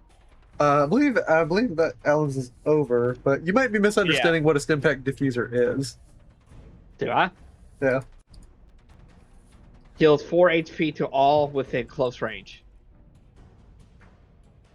Is that what it says in Foundry? But yeah, when I go to my sheet, go to consumables and click it.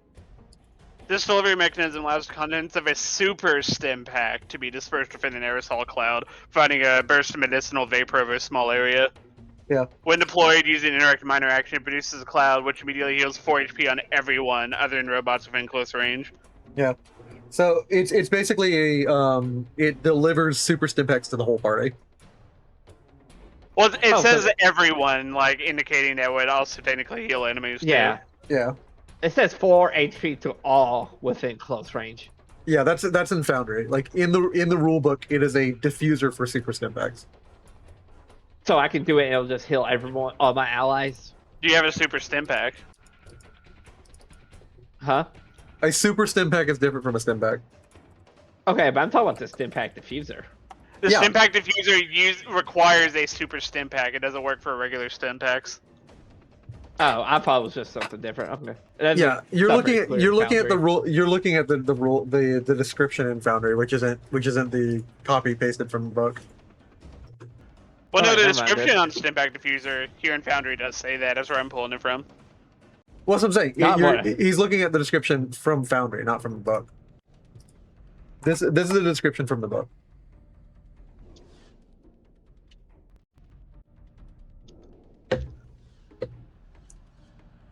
Oh no, okay. Foundry is also saying Super Stim Pack. It does say that. Okay, when you go to consumables and you click down, it just says heal 4 HP to all if it's close range. But if you go to edit item, then go to description, it says that. Yeah, because well, the way this is being super particular. The item description doesn't display when you click on it. It's the attributes of that item within Kim's displays. So basically, it's displaying the effect. It shows the effect, not the full description. All right. So yeah. Well, I can't do anything on my turn. Unfortunate. What do you want me to do? Unfortunate. Would you like fries with that? Don't do that. Do I have anything? Let's see. Yeah. I mean, you can at least get up from prone. Spend half your movement and get up from prone, and you're not stunned anymore.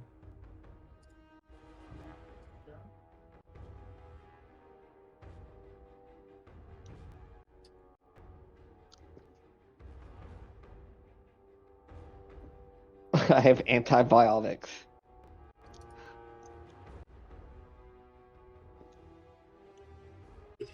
Yeah, I can't think of anything to do, which is You can eat some. unfortunate. You can eat some more rat chunks for 7 HP. All right, I'm gonna go sit down on the couch and eat. Just pop out of my power armor. It's useless. Go sit on the couch and eat something. That's fine. Yeah, you take Hey, a you take a how's it major and a going? minor and eat. You take a major to pop out of the armor, a minor and you're to move, and you eat, and yeah, you're good. You heal 7 HP. Well done. Great. And you're no longer prone. Super Mutants probably got this. Yeah, Super Mutant Boys got this. I'm going to shoot you, Peter. Okay. But this time I can't let rip because I can only use that once per turn. So let's see if I hit you. Is it just once per goal? Yeah, it's once per each NPC. Let rip can only be used once per the NPC per combat. I do nothing, and at this point he looks at his ally. He looks how everything has gone wrong. He knows his other buddies are probably dead. He turns around and just starts to dip. Like he runs. Full six movement. He's leaving. Run, Voidlane! He didn't even call to his friend. He's just leaving.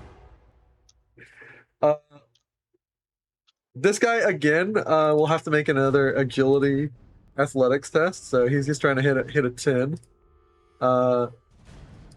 He just needs to hit one to get over this barrier. Yeah, he dips. He boom boom boom boom.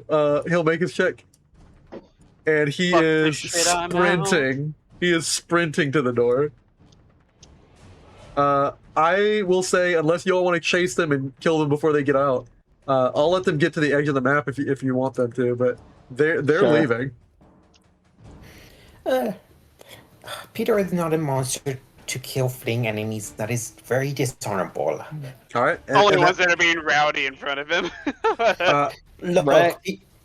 being a knight, you can still do terrible things, but you still have a sense of honor. And Eleonora's damaged, right? Yeah. She got hit. Brex is going to put his hand on her. This will heal you up. You're putting. Oh yeah, because she's mutant. Like if you leave it there, she'll just start healing. Because you give off radiation. She's like, what? Like she looks at you so confused that you're doing this. Genuinely, she looks a little baffled. And combat will end. Let me look at how much XP. Oh yeah, we're not doing XP. We're doing Milestones. milestones. I'm gonna say. Come on, DM, get with the program. I'm gonna say you're like halfway there to your next level. Keep Nice. going. Keep it up, guys. They immediately book it and get out. Like they leave. The bomb is still counting down. Mm. That'd be a good Alan, time for Pennyworth to Alan, come in if you want him to. Yeah, Plant bomb. yeah. I will say. The soldier like finds himself in an EOD situation and decides to get out of Dodge. Yeah. Fuck y'all, I'm Yeah. out of here. Pennyworth has the hazard detection mod, which reduces difficulty of survival tests to detect and disable traps. Pennyworth, of course, you get you see Patchwork Pete standing by the door, freaking out. He just, if he could sweat, would be sweating bullets. He just saw two run, and he's like shocked, and like you see two strange, interesting fellows running right by you, Patchwork Pete, by Patchwork Pennyworth. Pete, and you see them get out of my way, you stupid robot, and like they push you out of the way, and then you kind of spin around, and Oh, that was quite rude. and they don't even respond to you. They're booking it through this hospital. Hello, Pete. Question: did I complete my analysis of the FEV? You did before you left, I'm pretty sure. Yeah, you did. Yeah. I was coming here to talk to the doctor about the FEV. I finished my analysis of it. We're kind of in the middle of a situation, but we don't got time to just be having a chill chat. There's a bomb inside of the bar. Oh, is there now? Yeah, and you walk up to essentially just a ticking bomb. Oh my. This Oh is my. not good. Robot, can this bomb be picked up and disposed of elsewhere? Oh, that could be very dangerous. Some people put bombs where if you move them, they'll explode.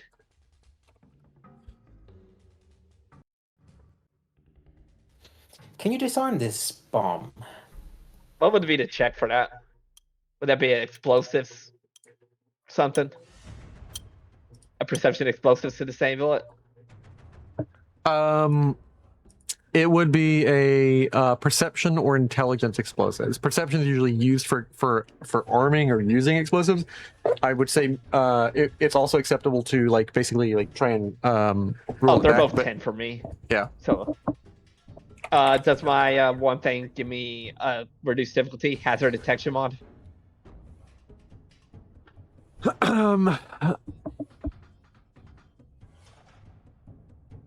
Let me see. Your hazard detection mod. Let me see here. Reduces difficulty a Oh, it survival says test survival. to detect and disable traps similar to hazards. I will accept it. Yeah, reduces the difficulty. This is a like difficulty 4 bomb. They will reduce it to a 3. Okay. I'm gonna buy 2 dice. So that's 3 AP. Yeah.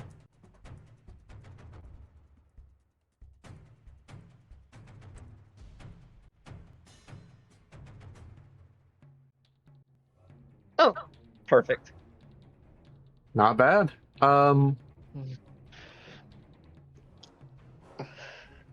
You get Oh, what you a get clever design.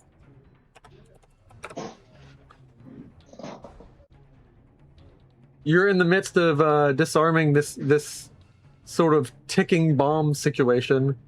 You just hear the constant ticking of the timer, and you just start to get to work. And Rex is in the middle of like just healing, just simple by touch, almost like a laying on hands of Eleanor that Eleanor's genuinely confused by.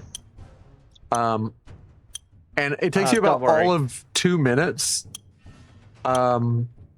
But you manage to disarm the bomb, Pennyworth. Ah, there we go, Mr. Super Mutant. How big of the blast should I put this elsewhere? How big is this bomb? This bomb is essentially the size of like a like a portable generator. It's sort of like a generator you'd sort of wheel around into a room to generate like power for a whole room. It's basically the size of one of those, like a little bit Okay, under wait. like a chest. Let me explain that. How big of an explosion would this have been?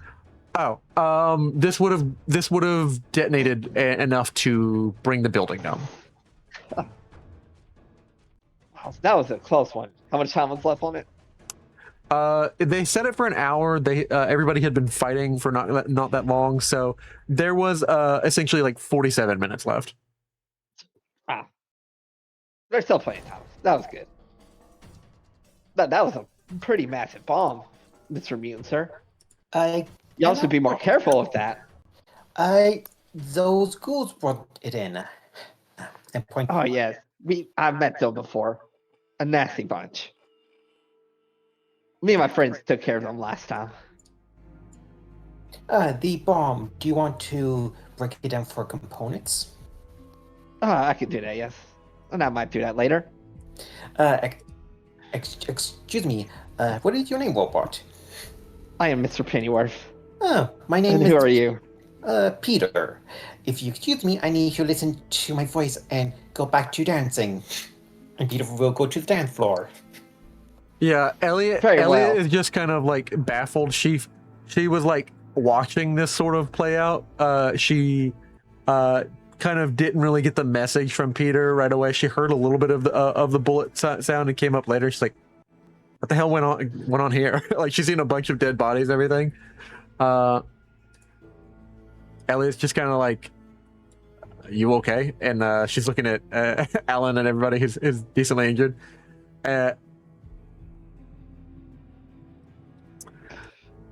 Of course, you meet up with Rhonda Calloway, Pennyworth. What do you have to say to her? Dr. Calloway.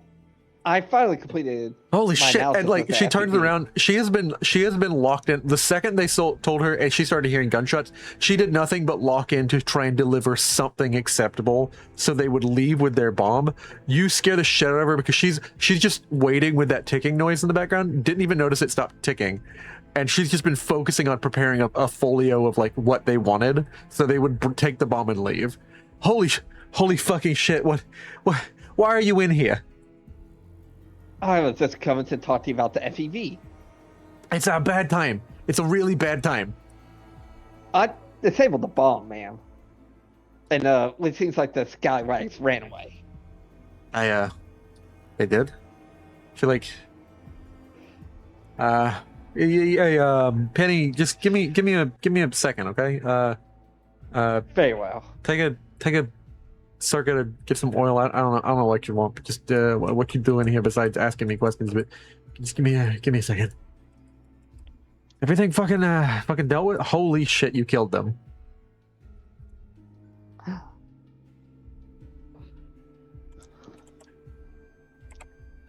Master Allen, it's been a while.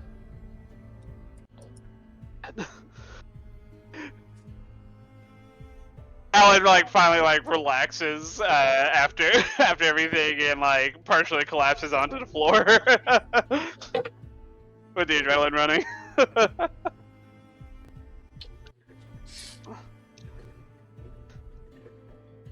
So, what are you doing back here? You said it to Pennyworth, or you said it to someone else? Yeah, I'm saying that to Pennyworth. Weren't you trying to find that vault dweller? Unfortunately, I lost track of him. I spent days looking for him. No trace. So I decided that the best thing to do is try to help y'all if you're a problem. And I knew y'all would be back here eventually.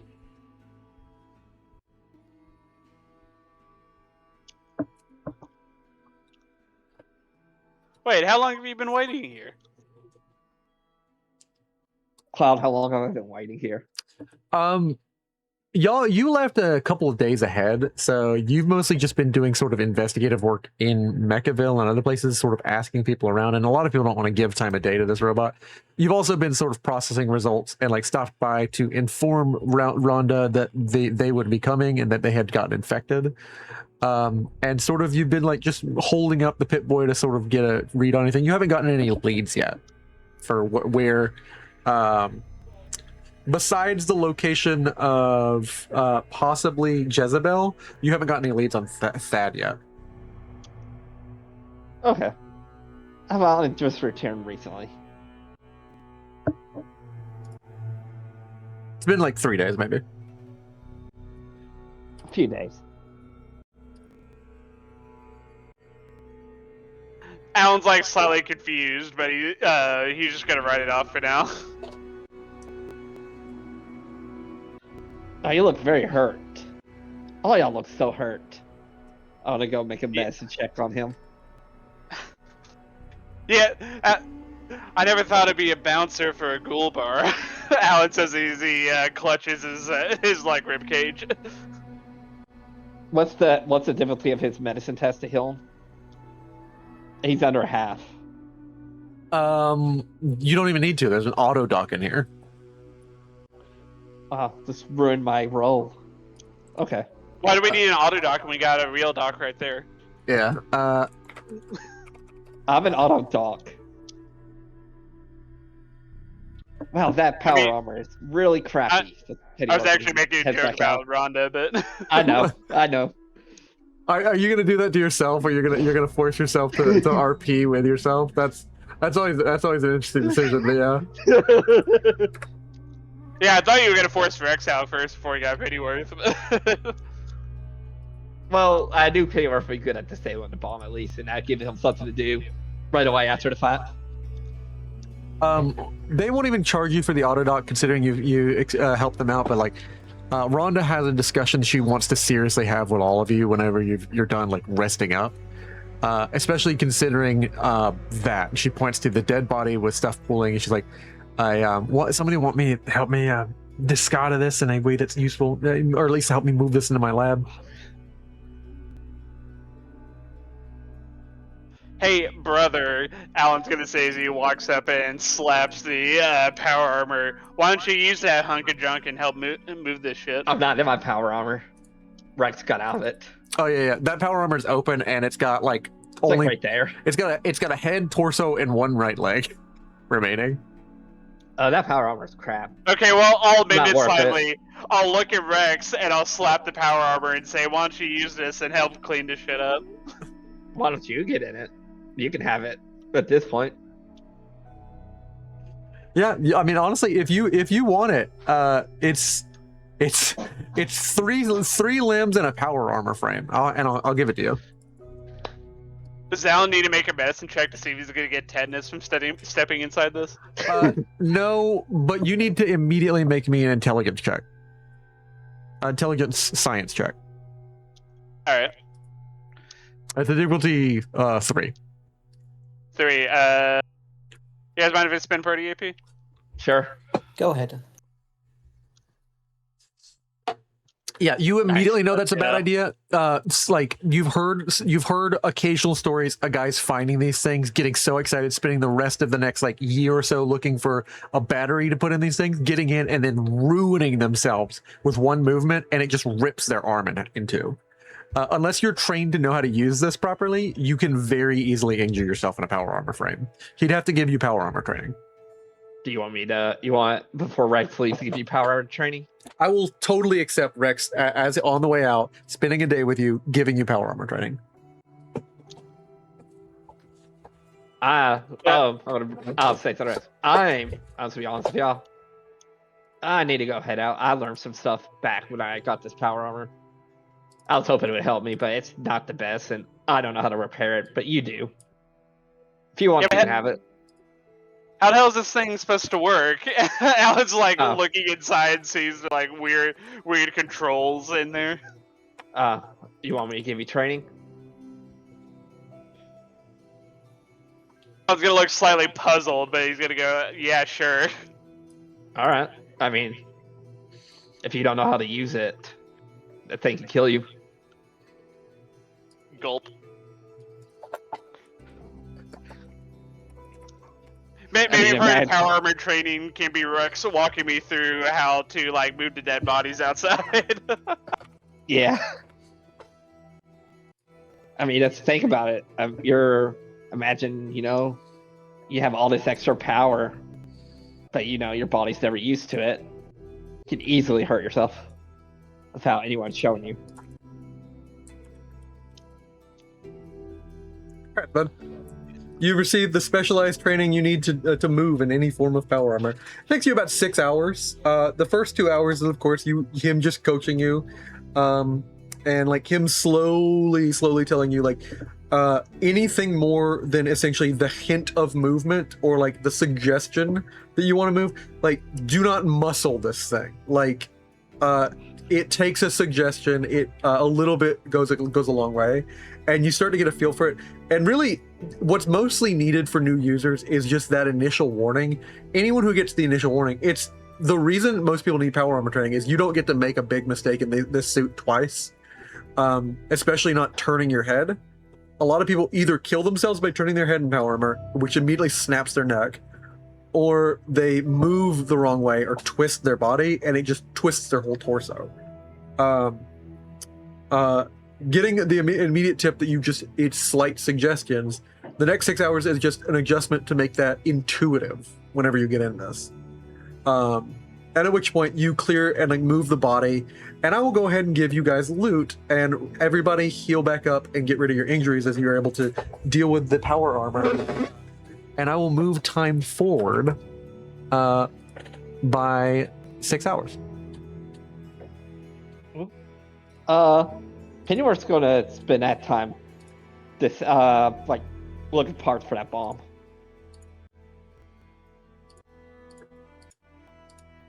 If you want to make me a roll for that or not.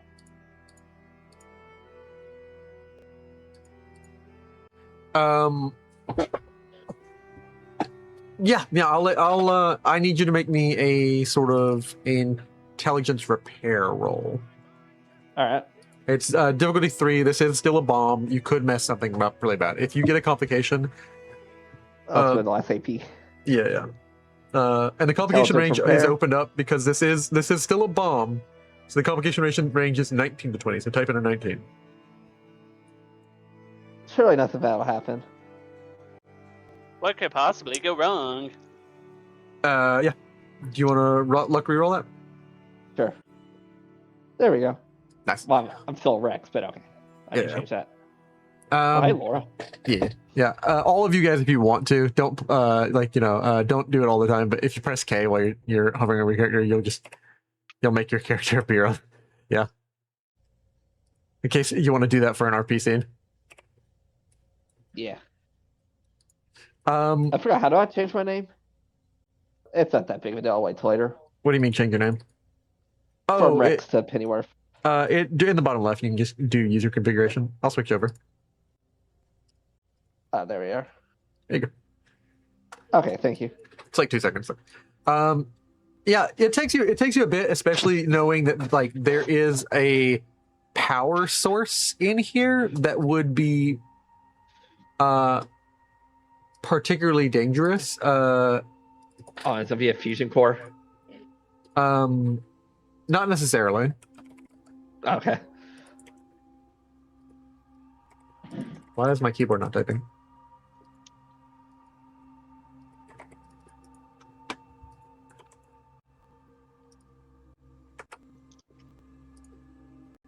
My keyboard's not typing, and I'm trying to look up stuff in my browser. Uh-oh. There Plug we it go. and plug it back in. Yeah, I had to turn it off and turn it back on again. The universal solution.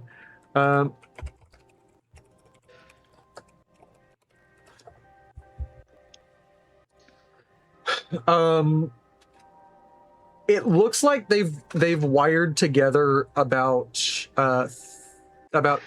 100 cells of plasma and fusion cells together, and then they also hooked in.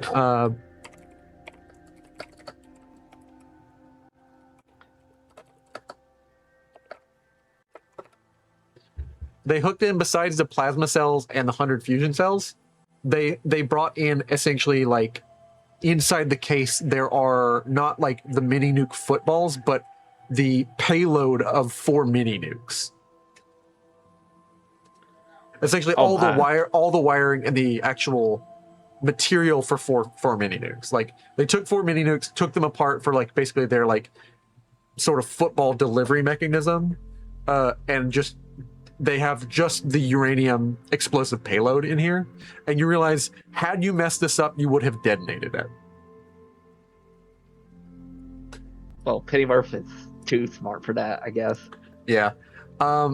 You immediately present this to everybody else, and you being familiar with it, and you being a Mr. Handy. Mr. Handys were also made with like a library and suite that they can access in cases where they need to. And the second you recognize it, it accesses a low-level sort of framework necessary piece of software. The second you see a military piece of equipment that's used by West-Tech, it sort of accesses like a civilian protection protocol, and you immediately snip, and like deactivate all the Remember, he is actually a Mr. Gutsy, so I've seen him more yeah. relevant, I think. Yeah, being a Mr. Gutsy, they're not even low level. Like they are your native operating system. You know, if an enemy has activated or taken West Tech American tools in order to defend whoever is currently within your array list of creatures considered an ally, or whatever this is described as ally parameters, and if this bomb type is endangering them, you are built with West Tech instructions necessary to disarm them. And you immediately snip. Like all 4 of these are immediately discharged. It's just useful fizzle material now. Okay. Should I add stuff to my inventory? Yeah. I'll give you 4 rare, 2 uncommon, and 10 common. 4 rare, 2 uncommon. These are very good because I need to repair myself. And 10 common. It's a little difficult to salvage all the fusion cells. I will say whoever wants them, you can get 20 plasma cells and 20 fusion cells. I'll take them. I'll take the fusion. You got the plasma. I need fusion. Unless you need some. Yeah. You can I've get got 13 fusion cells, so I can hold I'll up. take 10. You can have that or 10. All right. Yeah. And I got the plasma cartridges. Besides that is the issue of caps. Let me go ahead and roll something real quick. It's based on how much this big guy would have had on in terms of caps. And of course, there are 2 submachine guns if you want them. 2 muzzled submachine guns. I'll drag those to whoever wants them. And 60 45 rounds. If no one takes it, I will just to sell. Yeah. Or to disassemble. Yeah, I'll give you one of them. I figure someone else wants a submachine gun. Yeah, Peter probably would take it. Just have a gun. decent Give him all the ammo. I'll just Yeah. take 1 submachine gun to sell. That's what I figured. And I'll give you all the ammo, which is 60 ammo. Oh, I should probably delete that FUV dart I have because I finished the thing of that. Besides that, there is just one other thing I need to do. It's time to roll how much loot each of you get. This is the total amount. It is not on these guys. They have like a piddling amount. The main amount of money you see is all in a huge box on who is clearly the boss, and a small scrabbled note in his box. But it is written in such a neat hand that is imposing. It's also written in a strange script. It's not immediately readable to you. I'll definitely take a look at that script though. Yeah. It's going to be, let's see here, roll 5d20. That's how much everybody's going to get of caps. This guy had a ton. Yeah. So in total, he had.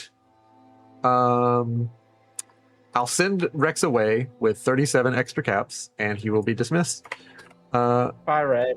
In total, this guy had about like 150, 180, like 200 caps on him, just as like operating expenses.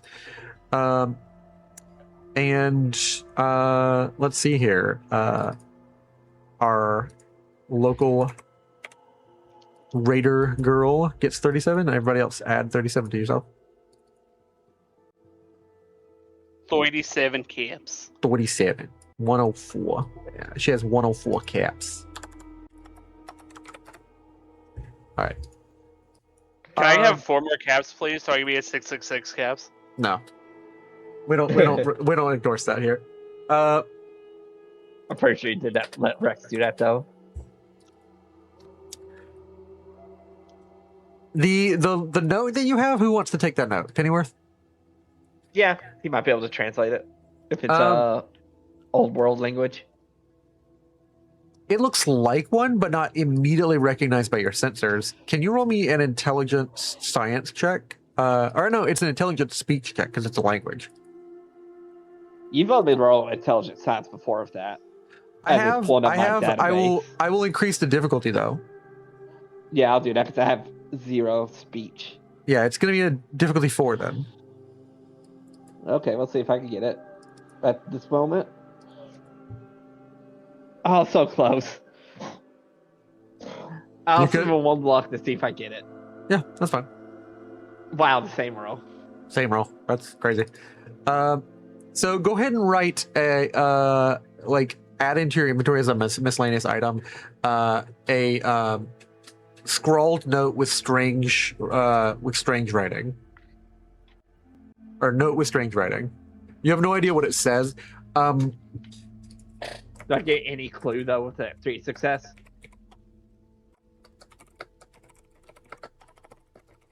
Let me see here.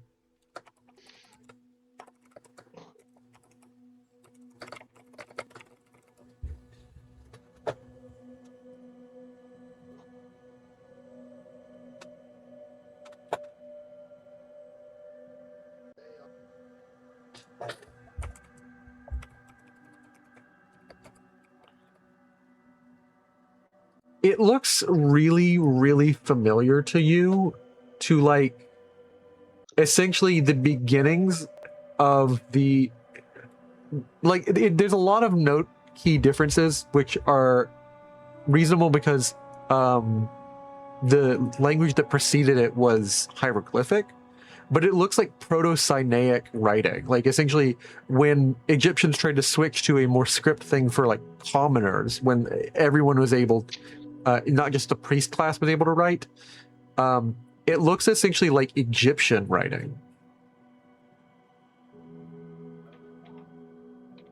But like they're very clear certain letters are different because like culturally the reference is changed. Like it's like as if hieroglyphic to script language was happening post World War with like references to certain like common, You know what? common wasteland features, like certain big bugs or things. I'll try one more time. Okay. Oh my god, I did it. Insane. Spending a lot of more time, like you kind of like, you don't have to sleep, everyone else is up at like, you spend the 4 hours where everyone, or 8 hours where everyone else sleeps to like 10 o'clock here in the necrosis, unless you guys wish to relocate yourselves. You spend the time while they're healing up with the auto dock and resting up and everything. You're just dedicated and concentrated. This kind of like sidetracks you into deciphering what this writing is, and you essentially have to guess at what certain letters are, and then you sort of use like sort of cryptography tech that's built into it, Gutsy, as like a field agent in case of war. Especially with your big library of like knowledge that was given to you while you're still trying to remember who you're, the early librarian. You're piecing together that this is essentially like it's a language that definitely descended from straight Egyptian hieroglyphics, but along the course of the last 300 years in the wasteland. Do I get anything from looking at it with Egyptian knowledge? Yeah, with more knowledge of it and like rooting it back to what the hieroglyphics are, you're able to essentially get a rough translation. You see that the first mark is clearly a symbol for Osiris, the god of the dead, and the last mark is Osiris, god of the dead, which signifies, with the two other symbols next to it, this is the writing of the scribe of Osiris from the mouth of Osiris. Essentially, a scribe is claiming that he is writing in honor to his god, and then the rest of the message is detailed something to this effect. Perek, or Perikophanophiles, almost like that was Perek's full name, this guy next to you. Perek, you have been given a gift and you are expected expected of you is a quest. You will seek from me the secrets of death and life. You will give to me the secrets of death and life. or I will take from you your gift and everything, and you will wish for death. Signed, the god Osiris, by the hand of the scribe. Very interesting. Is everyone up by now? Yeah, I'll say everyone's slept. I'll go ahead and fast forward. Location is safe, 8 hours. Everybody get some resty bag. Hey, Dr. Calloway, did you know his name? Do they know Jump who? up to the ash of that. The big boss. That's that was the highest up guy that I've interacted named Peric or something. I don't know. Everybody just called him Per. Apparently, he was being forced to find this ghoul serum by someone called Osiris. Osiris in the ancient world is I don't want to know. I don't want to know. I don't want to know anything more. I have an idea. I have an idea who this guy is. Not interested. And in fact, okay. Already considering completely packing up this whole situation. You get back to her. Wait. Yeah, you get back to her in her lab. They back it up before. Yeah. She, if y'all, the rest of you are up. If you wish to move about and talk to her. But yeah, Pennyworth will tell Alan and Peter about it too. Yeah, Pennyworth goes back and notifies you, like kind of kicks and wakes you, alerts you up. Like, I have a note from someone. I think that he was being done by someone called Cyrus to unlock the. Speaking is hard when you're tired. No, I think whoever this Osiris was is trying to get the ghoul FUV for its own religious reasons. Religious reasons? Yeah, Osiris is the god of the dead in Egyptian mythology. And I mean, ghouls kind of look like the dead. So I guess it makes sense. When Peter heard the name Osiris, did that name kick in when it came to the god that he think he? Yeah, the god that talks in his head. Yeah, something does kind of speak up in the back of your head.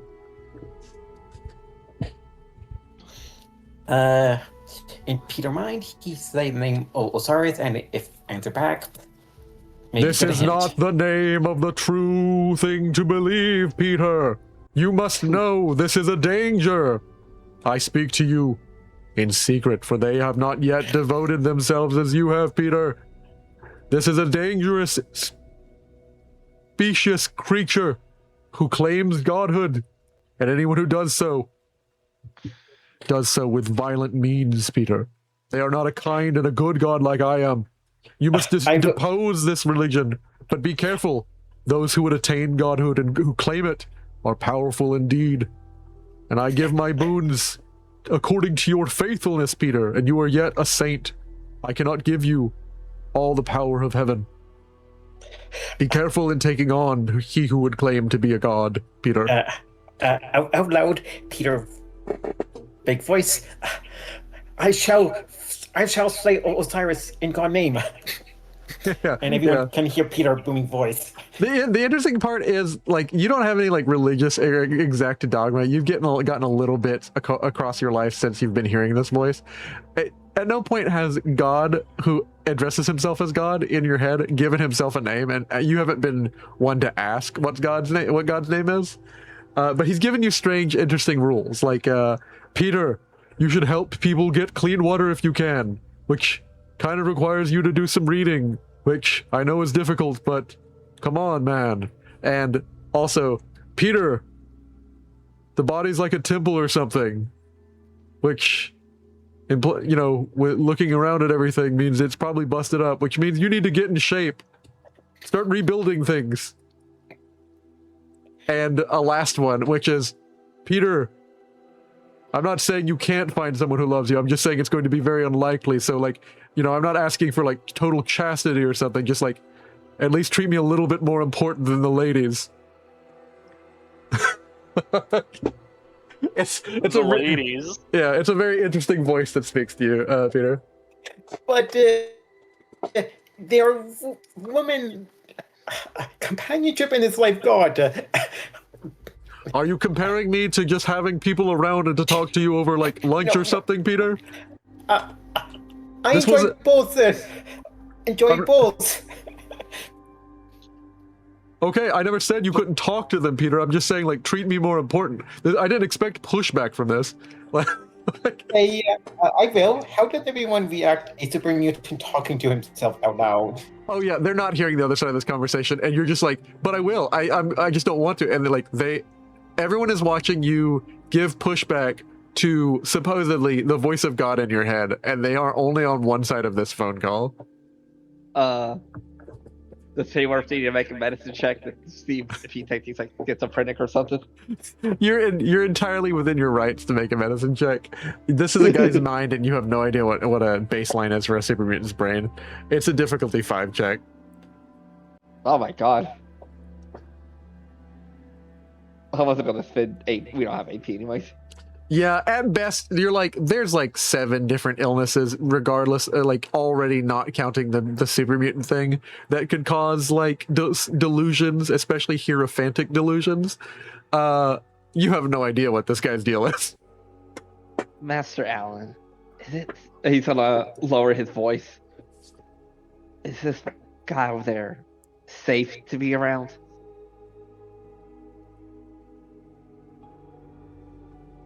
I don't know, Chippity. I'm just saying. I'm behind Allen. I'm taking over Rex. Okay. Rex is currently lighting up. He's smoking a cigarette. I'm not telling you guys what to do, but I've got things I gotta go figure out, and I've got contacts I need to find. I'm sorry about your whole situation, Alan. Did not enjoy the trip down into the bunker. At least it let me contact my people. Glad you're not Wait, dead. what? Yeah. Rex was keeping that a secret, by the way. Oh, sorry.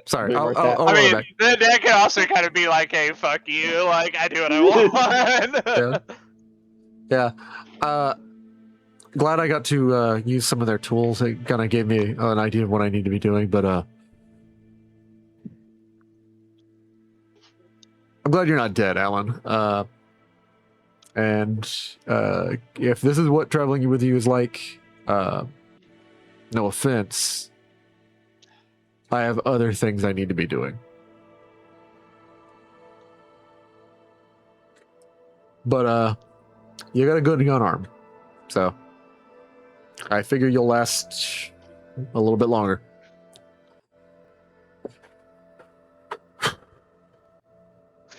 Alan kind of looks like a bit whirly back to the rust bucket he was gifted. Hey. Yeah.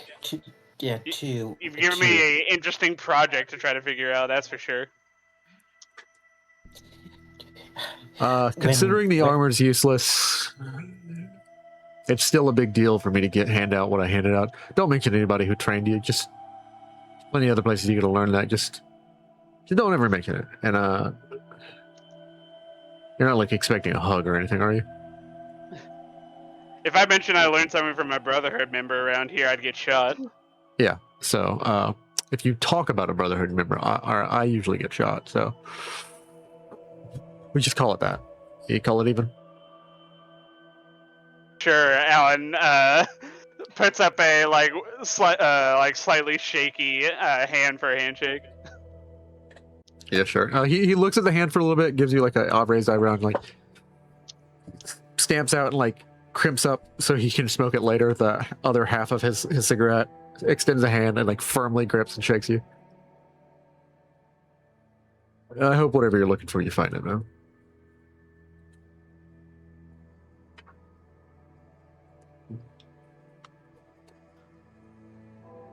Oh my, you're a Brotherhood of Steel member.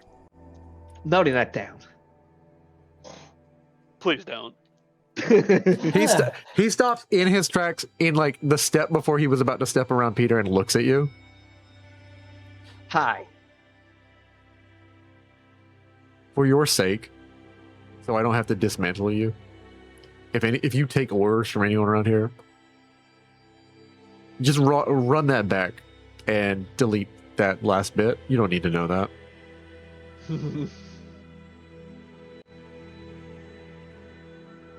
I don't The- know. Pennymorph actually knows what the Brotherhood still is. So I'll dive in fully in Pennyworth. character. You have Pennyworth. the roughest, like faintest memories of being around a symbol of the Brotherhood of Steel. You were originally a Brotherhood of Steel bot in the Capital Wasteland. Or at least that was one of your steps along your long journey of like the last 200 years. You were originally manufactured by General Atomics, Mr. Gutsy, but for the Oh, war. does Pennyworth actually remember that? You have memories of the Capital Wasteland, and you have But being part of the Brotherhood is still, at least a bit. you don't remember the entirety. You remember you were, but not Oh, well, any you details. see, what you see is I used to be part of the Brotherhood of Steel. At least I was owned by them at one point. I'm not sure what happened after that. My memory's a bit fragmented. Still working on it. He grabs a cigarette from behind his ear, and lights it up again. Takes one long drag. This thing yours, Ellen? No, I belong to Master Thaddeus. You gonna But you shoot me? said Fat. You said Fat ain't nowhere to be found, though, right? Yes, but unless I know he's dead, I still belong to him. You gonna get mad if I look inside the chassis, Ellen? Are you gonna shoot me if I look inside the chassis, bot? You said on Alan or to... He's talking to both of you. He's just asking like, I'm just gonna take a look real quick. I'm not sure. We'll see what happens. I've been needing to take a look inside him anyway. He kind of spins you open, and he sees like there's a lot of non-standard parts, especially parts that the Brotherhood clearly didn't install. There's like a whole weird stack of drives that are like precariously balanced in here, and like they are mounted in a way that they won't go loose from just one jostle. But this is definitely like a job where someone was figuring out an optimal way to do this. There's a lot of drives. He looks inside just the door and then looks essentially on the underside of like things mounted on your central pathway near where the jet is, where like that goes down to the jet external to your thing, and like looks into the chassis. He sees like essentially he points. He calls Alan over and points in a real small corner, like it's stamped not in the door, but like the side that like lines up with the door. You get what I'm saying? Like not the inside of the panel, but essentially the door of his chassis, along the rim of the side that is essentially like what lines up with the door. So like basically, you know where the interior of a door lines up with the door face. Yeah, I Yeah. get it. In right there is essentially like dug out the cog wings and sword of the Brotherhood symbol. I'll be down. I guess you are. Well, Still trying to figure everything out. You know, being around since before the bombs fell really makes everything a bit, rattled. yeah, we don't really like to use these things. He looks at Alan and like says, "Good luck," and he just try not to get him killed.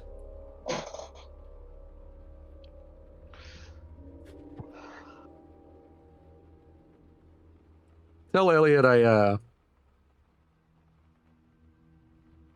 don't know. Just tell her something, and then he walks away. I mean, she's downstairs, I think. Oh, Lord. Yeah. He's don't looking think for he an cares. excuse to not have any kind of long or drawn out goodbye and just walks away. Do you think you liked my scarf, Master Allen? In a way. That makes me so happy. Goodbye, Laura. She's no longer in the regular place. She's retired because Laura is dead. Laura did say if she was She's not what? yeah, Laura did tell you if she was not back within a day, and it's been about a full day, and unless something barring, she basically said, "Don't go looking for her. I'm probably dead."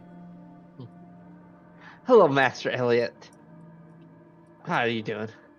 Wouldn't it be Miss? And like she's just gonna, hey, it's good to see you, and like just kind of like is Master's sitting a at the bar general asking neutral for a term. drink. It's actually Wow. Duchess is what she looks at you and says. She's sipping on something and smoking something a little bit of her own, just a small stub of one of hers. She looks at you. She says, "It's actually Duchess," and gives you like a shit eating full face grin. What dukedom are you rolling over now, Duchess Elliot? It's fuck, I don't know. And like, just leave me alone. Like, let me have my breakfast. Duchess, are you nobility? What line do you came from? Give me 1 second. I'm gonna roll for it. I don't like when you guys force me to roll for the character. You keep interacting with the characters not supposed to be here. I just want to. Pennyworth would say hi to her because she's part of the original group. Look, Elliot put on the air of. She could just said Wait hi. for How you doing, nobility. Pennyworth? I'm Duchess Canicoke of the Plains. She pauses for like trying to figure something clever out, and she tries to think of what color or what like is interesting about plains down in like sort of middle Georgia, and she just kind of like throws out a random plant, and she just says, "I'm Duchess Canicoke of the Magnolia Plains." Do you hold court there? I hold you in contempt if you keep talking to me, and she just turns away from all of you. That is not the right type of court. Objection, would she have enough legal knowledge to know of the concept of contempt of court? She knows enough to throw that language around in a idiot way. Whatever happened to Master Laura? Yeah, not that one. Yeah, those of you who were around last night know that Laura has taken ill with the blue flu. And she. I gotta tell Pennyworth that. yeah, you would have to tell Pennyworth it, but like, yeah. Yeah, we just say Alan takes the next like however many minutes, or like hour, because there has been a lot of shit that's happened since Pennyworth left. To catch him up to speed on what exactly happened since we split up in Mechaville. Oh wow, that's such an interesting vault y'all went to. I wish I was there to study its unique culture. Can you roll me a raw 2d20 intelligence and science check? Who? Let's do it, me. Yeah, Pennyworth. All right, you didn't get any crits. You didn't get any crits, but you get 2 successes. All you know is the 2 other names that the blue flu had pre-war, and it was called the new virus, the new plague, and it was also called Limit 115. But beyond that, you don't have anything useful. Everything else would have been sort of locked behind a West Tech project. You didn't access any deep knowledge. I was seeing if you hit a crit, see if you access any deep knowledge within your library. I'll spend my last luck point. See if I get a crit. Yeah, we'll see. Yeah, you don't. Nope. All you know is basically what everyone knew pre-war. I mean, if he does have knowledge, it's super locked away. His messed up mind. Yeah, it's like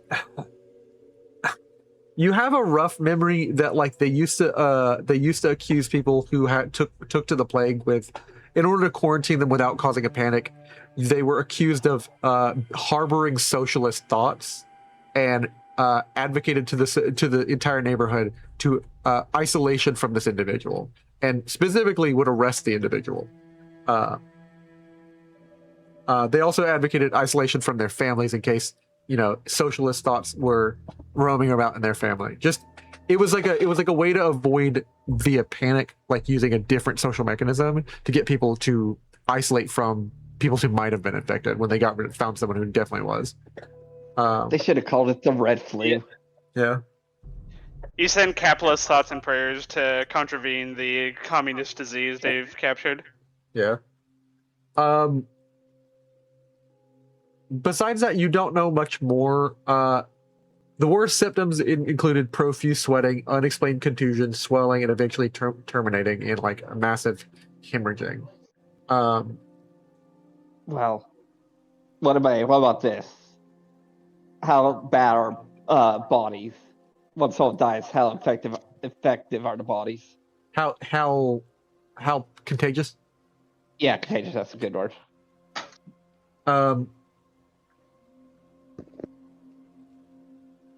The body remains contagious, essentially as a liquid, bloodborne, and airborne pathogen for approximately a month, unless it's burned at a high enough temperature in a safe environment. This isn't good. If she did die somewhere, her body could infect other people.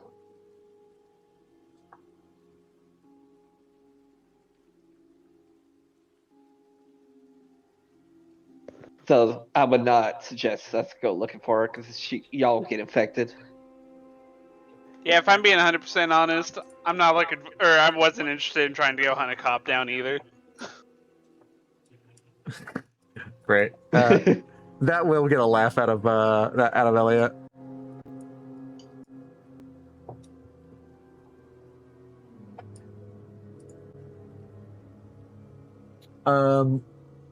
So did y'all get are y'all able to cure yourselves? Doc said she had something. Is it safe to assume the Doc is back here in this corner, or is she elsewhere? Yeah, she's in her lab.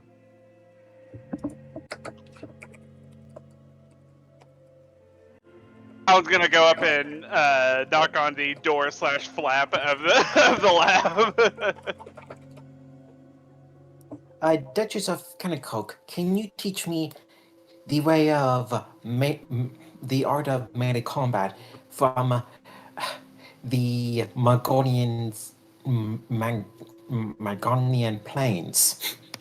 Magnolian Plains. Yeah, Magnolia plains.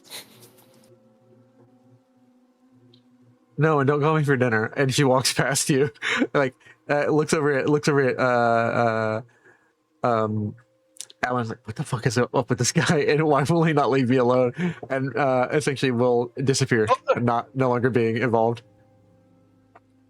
Look, Duchess, he says with some condescension in his voice. Are you going Han Solo right now? He helped us in a very tough spot earlier, so he's with us now. Duchess Kennecoke did not like us calling her that. Is there something wrong with her? I just don't like you interacting with a character. I don't know what she wants to do. I'm having her disappear. One way or another, Elliot is going to have to deal with Peter the Knight. Get a load of this guy. What a load of barnacles. Schrodinger's gun check. Nunchucks are illegal in some states, but guns are not. So if you tie two guns together and create a gun check, it's either legal or illegal. Amazing. Somebody made a meme in the channel. I was looking at our Fallout Discord. Okay. It was in the main memes. As you kind of approach, Rhonda looks like she's attempting to pack everything she has up relatively quickly in like some sort of way so she can figure out and organize her thoughts later. But it looks like she's trying to pack up all the equipment and like at least find ways to like wheel out the heavier, more irreplaceable like technological equipment.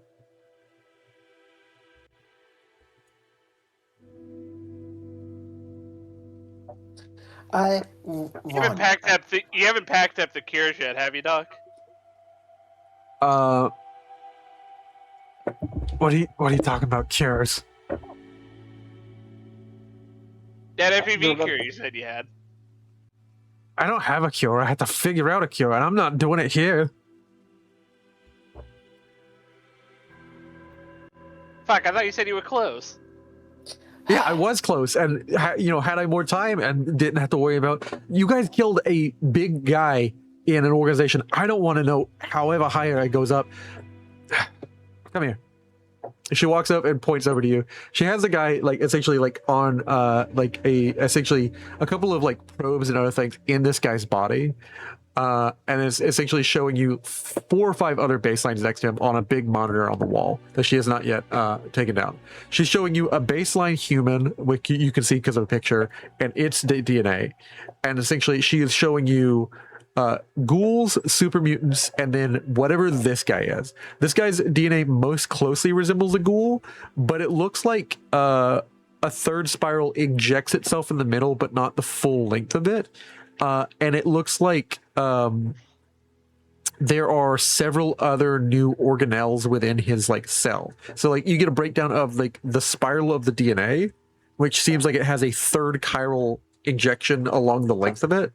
And it looks like there are several organelles you've never seen before inside a cell. So his stuff was all over the place. He was a ghoul, but also mutated further. Do you have any idea what this is? Can we make a check? Look, Doc, I know he's a monster, but aside from this looking like even more of a mess, I don't know what this is telling me. Yeah, I don't either. And this doesn't happen by accident. A lot of this looks too exact to have been just a random FEV mutation. There are mutations stacked upon mutations in an ordered way here. I won't even begin to know how that happened. Master Allen, didn't you say you met a vault of people like that? Yeah, that blue FEV we gave you supposedly is able to be more directly controlled. Did they seem like they were operating with random ghoul supremacists? Pennyworth looks at Alan. That's a no. Don't think so. Yeah. Yeah, and I don't think that's a solution.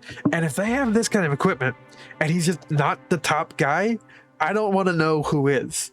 And I already know the name, and it's more than I wanted to know. Hold on, wait, hold on a second here, dog. Just because they started from a different baseline doesn't mean they couldn't have arrived at the same solution.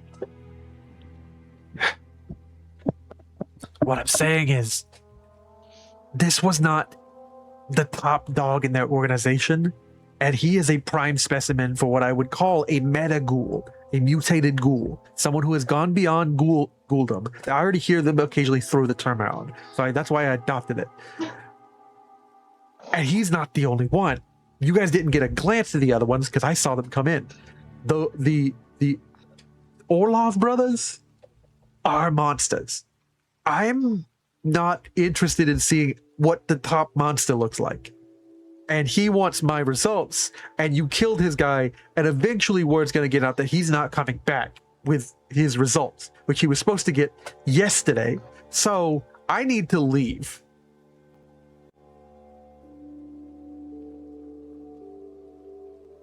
So, You guys can get your results. I need to find a safe spot that they cannot find me. Ooh, light bulb in Alan's head. What's that? What's that? He may come to regret this, but Alan does know a relatively safe spot in his hometown that would be quite the journey, and it would be definitely the opposite direction of where the ghoul supremacist folk are probably looking for. Where is that? I'm gonna pull you to the map of Georgia. You tell me. Well, I think I told you my character is from Lake Allatoona and the Red Top Mountain there. I'm not sure where that would be exactly on your map there without seeing the whole thing.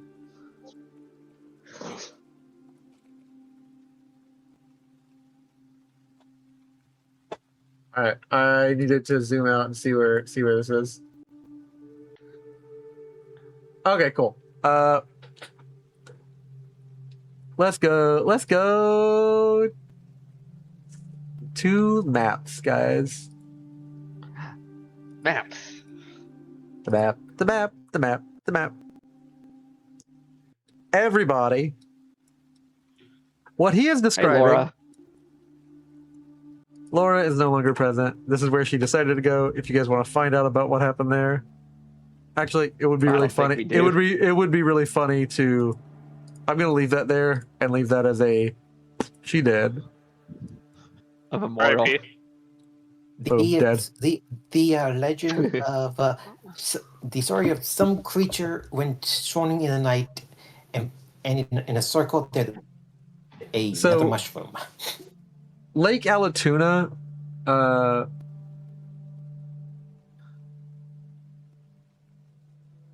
is right about here, and I'm gonna reveal it. Allen is named after Lake Alatuna. It's right about here.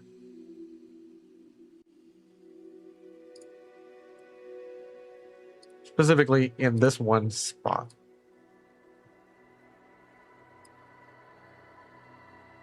Close enough. Yeah. There is a sort of continuing lake that goes around where he lives that sort of arcs like this and has a large body of water right here and sort of snakes continuing on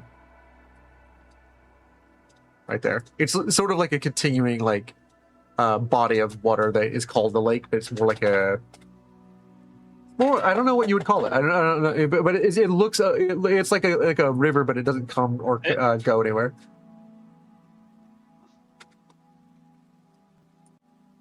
Would that be a slough? Yeah, it's kind of like a slough. I think I'm not even drawing it well. It ends kind of here. It's like a big body right here, goes around and then goes right here, and then Apparently, goes up, slough is like swampy, so that's not the right term.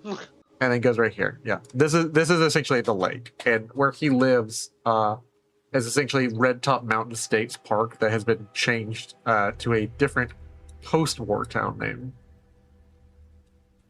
TBD. Yeah. It's just called Red Top.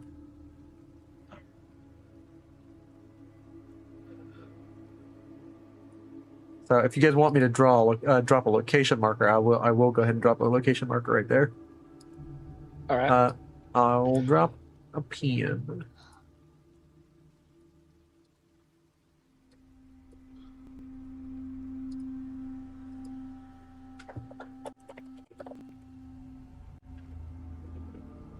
Let's see here. In our journal.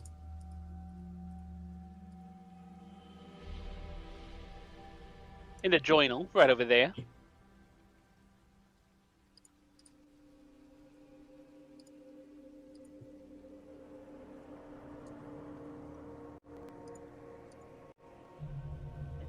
And let's see here. Boom, boom. It's a settlement.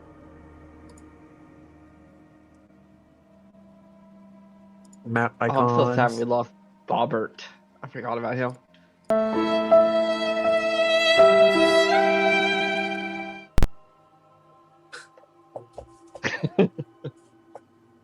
It's always so loud. Yeah, it is always really loud. I can't control the sound in my head. Mm.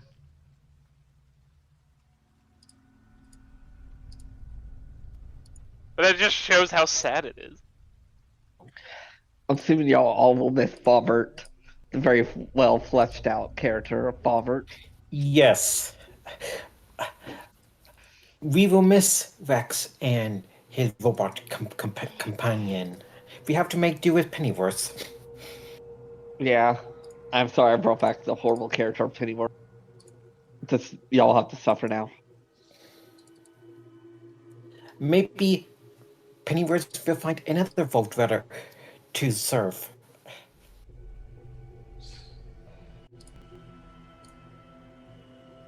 I'm trying to get the thing to display. Here, I'll just copy this one and do that. I'll do it this way.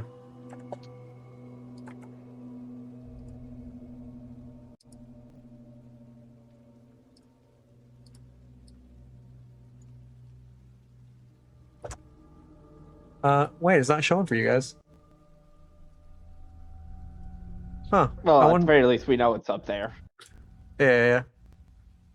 Globally visible. Oh, I have to reveal it to you guys. So yeah, let me fix that. I guess we'll never know.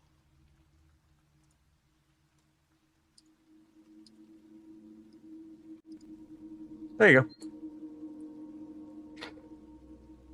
That up there is Red Top.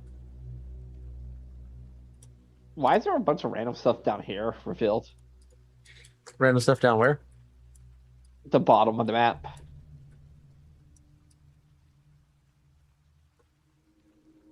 Oh, that was essentially y'all finding out essentially the path and sort of the arc that some people took to defend Georgia. There was a long time ago. There were essentially people fighting to defend Georgia from the encroaching swamp of the Forever Glades. Oh, okay. That's when y'all ran into the random like tribals. They were telling you what direction they came from. Okay. Oh yeah, Pennyworth helped that woman. But yeah, you guys are right here. If you guys want to start taking a trip straight through the heart of Atlanta and get to the other side, yeah, you're more than welcome to. Well, we need to pitch this to Callaway still, unless she is just completely on board with it. Like, yeah, I'm fine with getting out of this goddamn city. Do we want to escort, make sure Callaway is and their people are properly escorted up there? I think like Alan said, you got to pitch this as like Rhonda has not a ton of options, but she has a few options of where she could go. She's thinking maybe she just lays low and does normal doctor work in a town that doesn't exactly super like her, but possibly Solstice City or Mechaville. Solstice City has more guards, so she's definitely considering that. She's considering packing everything up, and even though they don't really like ghouls, going and trying to get into Solstice City.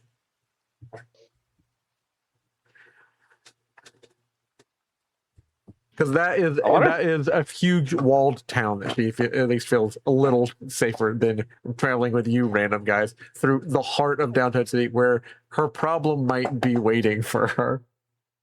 I don't know. I feel like one of her.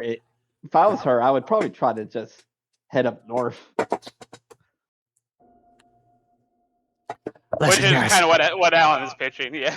Listen, guys, I am more than happy to help you. I'm more than happy. I know you got like an encroaching issue, and I did not send you down there hoping that Himiko would hit you with the dots. That's like her thing and her like her samurai's thing. I don't know. It's like a weird honor thing that y'all got pulled into. I'll help you guys figure out your problem, but I gotta be a place where I'm alive to help you. You get what I'm talking about? Yeah, but you sure you want to be doing that by running to the feds?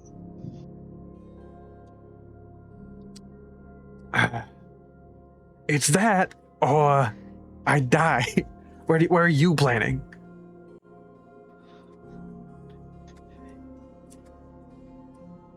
What are your thoughts on getting out of the city? Exactly what I want to do right now. So where are you talking about going? I would like to go somewhere where genuinely, they will have no idea where I've gone, or they can't go. And Solstice City is like a big fuck off wall all around the city, and tons of guards and tons of people, and a great place to disappear in terms of not noticing and, guards. So what's your idea? So, there's a town I'm from that's way out of the city. Like I'm trying to remember right. Solstice City is like still within the 285 circle around Atlanta, isn't it? So yeah, Solstice City is built around Stone Mountain. So it's right next to the 285 circle. It's not a long distance. Yeah, I would still consider that like a part of the city of Atlanta, even if it might not like legally be. But like Alan would say, I got a place that's or the town I'm from is like way north and out of the city limits here. We can take the interstate to go around downtown if you're really terrified of them finding out what happened before we can get through.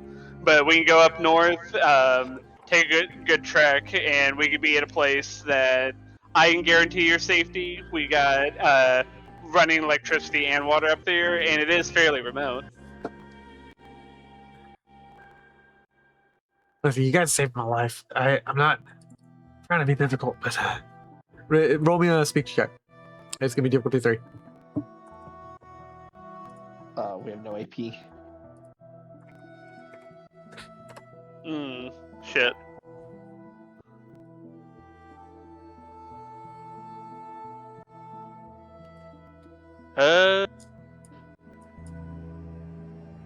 Ultra 2. Club her over the head and take her with us. Yeah, that's gonna get the doctor on your side. I've never trusted in a plan more than yours.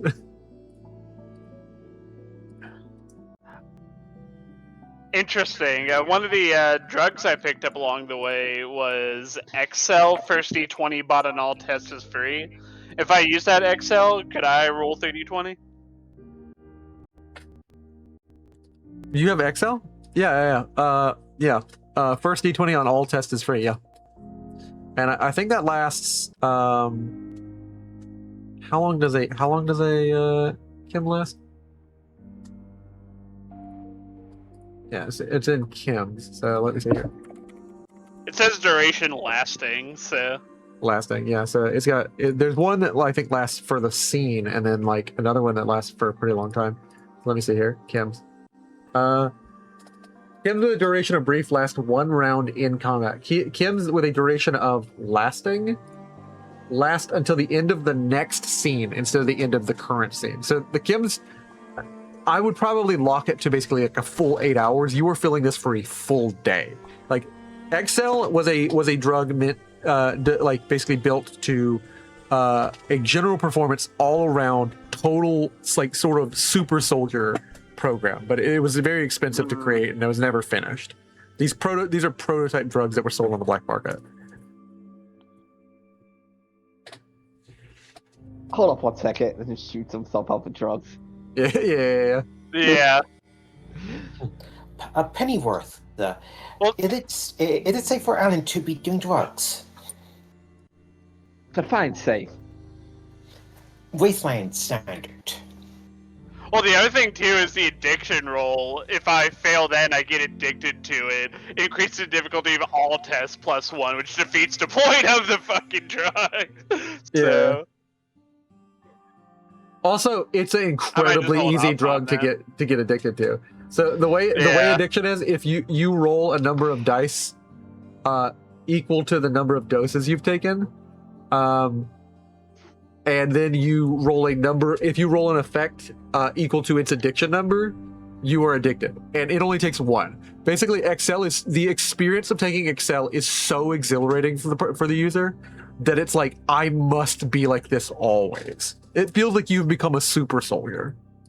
Mm-hmm. You wanna risk it? Nah. I'm totally down for that story where Alan's like, I've never felt stronger in my foot. I am Captain America. Yeah, I just don't think that's worth it for a, hey, do you want to ditch town with me? Check. So. Plus, I'm also aware it might throw off the story that I know is coming up, so I will just roll my. Let's see. Would this be? This be a speech check? Could Can I argue a role for intelligence for like pointing out the like location and the like electricity and water and like remoteness of it as like key points to like she can still perform her research that she needs to do, but like the remoteness is both like a protection factor as well as might also help out in case something happens to go wrong or something. What are you asking for at the root of that? Intelligent speech. Like, you want to roll with intelligence? That I would have already allowed, but like, basically, what are you asking? Just a lower difficulty or what? Just if I could roll intelligent speech for this. Yeah, I'll let you roll intelligence speech. Alright. So I roll, let's see, intelligence speech, and let's see if I can do it. Was it Fuck. 3? Fuck. Can I roll an assist? I will say no. Okay. Yeah, because you don't even know where this is at, so... I have like old world knowledge, so I can pull up a map in my mind. Rhonda Give you, looks like, at all of you. geography. Guys, I know you mean well, but Solstice is a nice place. You ever been, Alan? I've heard like a couple of things about it, but Solstice City. it sounds like a party town, which doesn't really seem to jive with it being the capital of the whole place. Well, that's so- that's something they started in the last like 15, 20 years. I don't know what all that's about, but like it was a nice place. She says that like Was. yeah, like there's a very big was like Yeah. Rhonda, if you need a friendly face to get fit in, there's the infirmary that a love interest of mine, Lucy, runs, and AKA it is Peter Princess. It's weird to call your Wait, what? someone you like a love interest.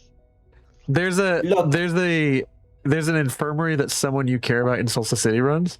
Yes, yeah, it would be the other companion that Peter trying to romance. Who is this Yeah. person? You need to give me Yeah. good info because you're basically inserting someone into my setting. It is just a ghoul doctor there. It's A in ghoul Peter's doctor? background.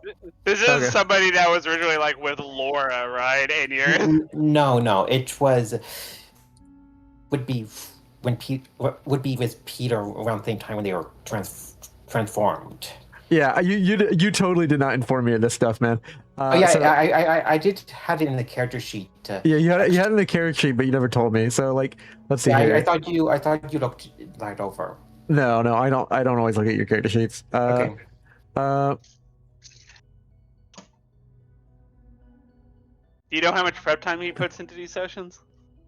Yeah, usually like 2 hours. Depending on if it's a big session, I'll put like 4 or 6. Yeah, they are just a ghoul doctor. But there. I don't ever check your like I'm not policing your Okay. character sheet. So like yeah, let me know next time. Okay, so there's a lot of bits of info that you're dropping here. Where is this vault? Yeah, it's just north of. It would be in Appalachia areas. There. Up in the actual Appalachian Mountains. Okay, cool. Yeah. You That is not close to Solstice City. No. That will. The vote that Peter was from originally. all right?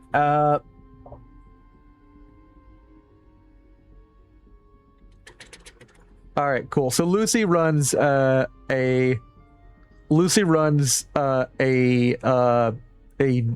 essentially a small clinic where it's actually not very notable, and she runs it out of another person's basement, basically, and only it's like on a need to know basis for treating people who don't want to go to essentially a public or like more available doctor. So she does her business because around 2282, which is like 7 years ago, a lot of the Dreamer cult was removed, and around the same time the Dreamer cult was removed, there was no legal basis for this. There was no legal document. There was no accepted this is why, but there was a lot of weird social pressure like 7 years ago that like all the ghouls in Solstice City left, or not, unanimously every single one was eradicated, but a lot of them left for some reason. No one's really clear why.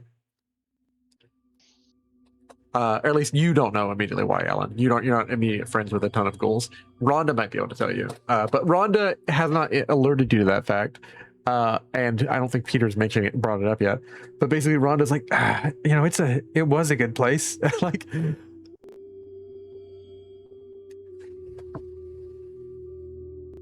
You're not really helping your case here, Doc.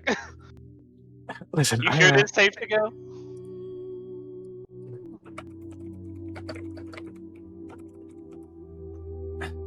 No, I'm not. But it's got walls and it's got gods and it's in a war and it has enough gunpowder to defend itself in a war. And I'm not looking to die, guys.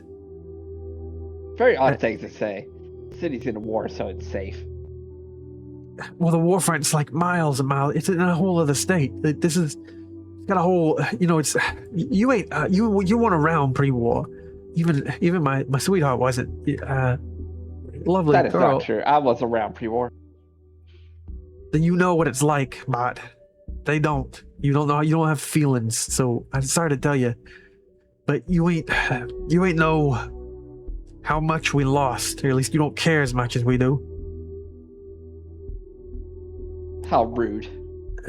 Back then, engines of war. I know when a state was in a war with another state, or a country was in another war, they had a lot of supplies, and you need a lot going for you to be fighting and sending young men to die. So they definitely always, the kind of men who start those wars don't want to die themselves either.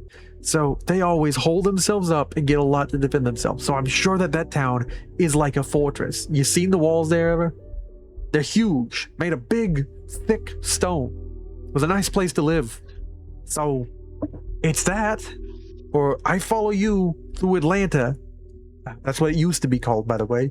I follow you through Atlanta, Terminus, whatever, and risk running into another one of his mutant freaks. Sorry, guys, but I don't want to die, and you clearly don't want to either. And I'm not trying to get you disease.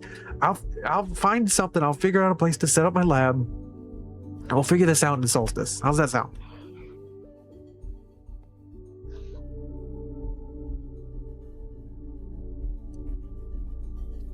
I'm not trying to tell you no. I'm gonna work on your cure, and I'll try and get it to you within the week. Honestly, a couple of days, but it'll take me some time to get my lab set up again. But if I stay here, it's already been. Guy attacked us at like 8 p.m. last night. It's already been like almost 12 hours.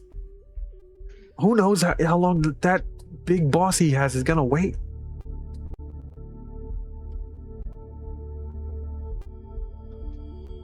Well, let me hit you with this one, Doc. Do you have some way of sneaking into the city? Because if the town guard knows you're there and they don't prevent you from getting in, like right off the bat, how do you know that if this Osiris guy and his other goons roll up, they won't just hand you off so they don't have to get their walls attacked? Fuck. No, I don't have a way to sneak into the city, and I wouldn't necessarily need to, depending on how Oglethorpe's acting. But we weren't kicked out. We just left. We didn't like how things were going. You get a lot of us together. We get a lot of advice. We generally recognize when a storm's coming. We saw how things were moving. We saw how Oglethorpe was acting, how he's rounding up people, freedom of belief, things like that. When things start happening, you recognize patterns long enough. You live long enough. We left because we advised other people to leave, and we were getting some pushback from the guards. And you wish to return? I don't want to die. I mean, Master Allen gave you a perfectly good place. Yeah, but we have to go through Atlanta. I mean, we can all go that equipment. around Atlanta. There is the big interstate circling the whole damn place. I mean, look at Master Allen. If he could get through, so can... I'm gonna roll a perception survival looking at him. You've asked me to look at Alan, who is not the prime specimen. And Maybe that's you the said point. look at Thad, and Thad was here. That was. Yeah. Well, no. The point is, you look like that, and you got through, so it shouldn't be that hard. Not say that Alan will get you through. Let's say that looking at you, it should be easy. If I was going to say that, I would say look at Peter.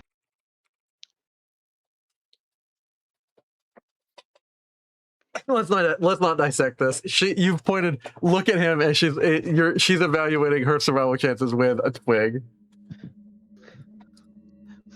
Maybe she just misunderstood me then. Yeah, that's actually a complication roll. I know, right?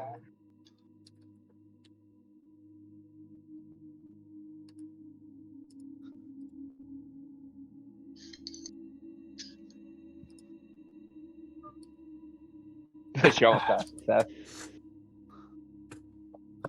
I don't know. Maybe you guys could. You didn't fight him off. And if you're worried about fighting, there's that giant super mutant over there. Peter's out of his mind. He stops by here every couple. He just likes to vibe with the club. He says a voice tells him he needs to dance. And he forgets about it every couple of weeks. Peter, so are you going to be following us, Peter? Yes,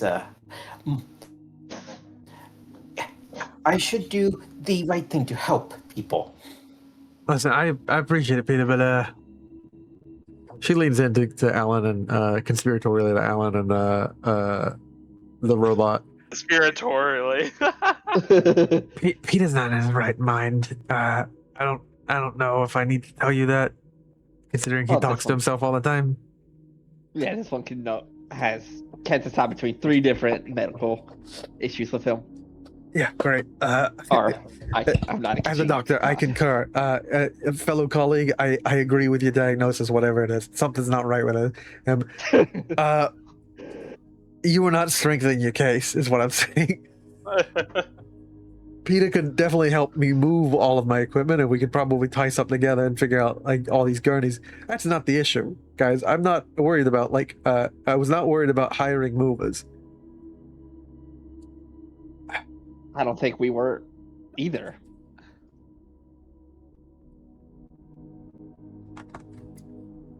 I feel like we're having a lot of miscommunication. What do you think, Master Allen? I mean, what I'm saying, Doc, is if you're trying to lie low, I think it's going to be a hell of a lot easier if you're out in the suburbs, like that sprawl everywhere. So it's a lot harder to find a needle in a haystack, so to speak, rather than being camped out on the town at the tallest mountain in the city. And I mean, the guy that's looking for him thinks he's like Egyptian. Y'all don't happen to know any like Egyptian people, do y'all? What's in Egypt?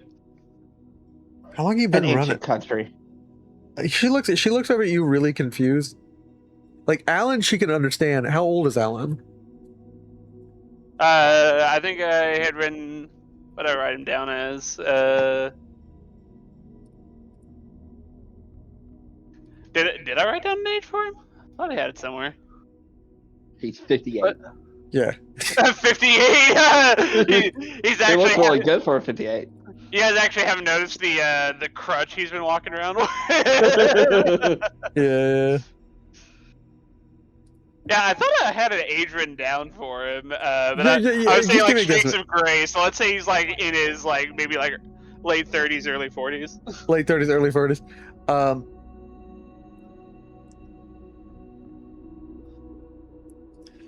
So, in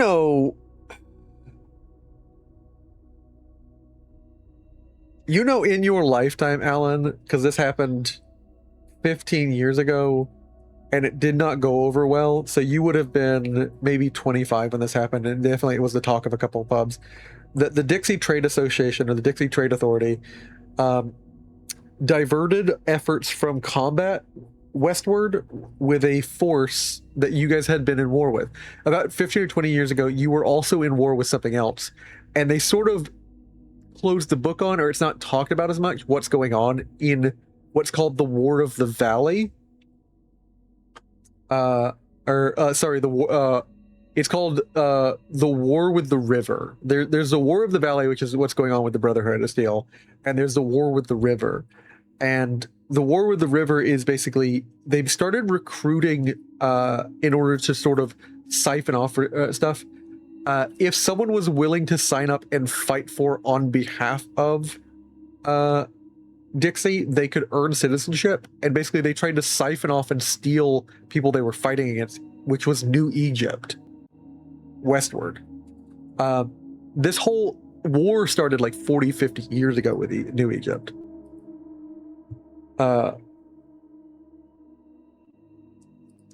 It started in like around 2250. But basically, when I was a wee lad. Yeah, basically it started melting down 15 years ago, and it was actually relatively successful. Like a lot of people had some issues and like murmured about it. Like, you know, I don't want people we've been sending my boys off to fight to be our citizens. Like, this is stupid. But it worked. They started throwing essentially foreign soldiers at their other war problems. So they turned a two-pronged war problem into sort of a redirected kung fu thing, a judoed into being useful soldiers for the war front on the east. Service guarantees citizenship. Yeah. Would you like to know more? Yes. So there is you do know. However, Pennyworth has only recently been booted up.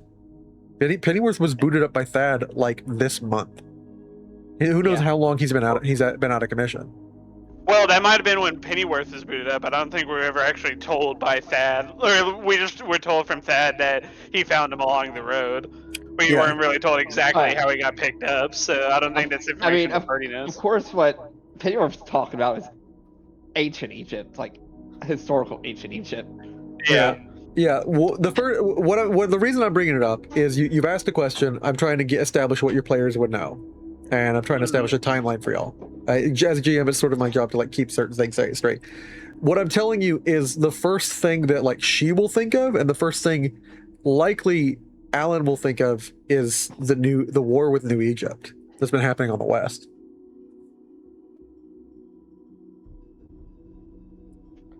Why are y'all looking at me like that? Have y'all never heard of Egypt before? No, It's an I've ancient heard. country in Africa. No, Wait, what's what do you? Africa? That's a longer story. It is a big body of water, and it takes a long time to swim across it, kid. That's not what usually people are gonna think of. What people are fighting against is New Egypt, centered around Memphis. Memphis? Yeah. Memphis, Tennessee. Yeah, like she realizes the confusion because she is a pre-war person and scientist. She's like, not Memphis, Egypt. But Memphis, she is Tennessee. American, so how much geopolitics would she be with? If she was a scientist, a lot. Yeah, she was a smart person who didn't necessarily agree with the politics pre-war. Are you telling me there's some new country in Tennessee calling itself New Egypt? Yes, that's what I'm telling you. Well then, as I assume you already guessed, that's most likely where the guys are after you are from.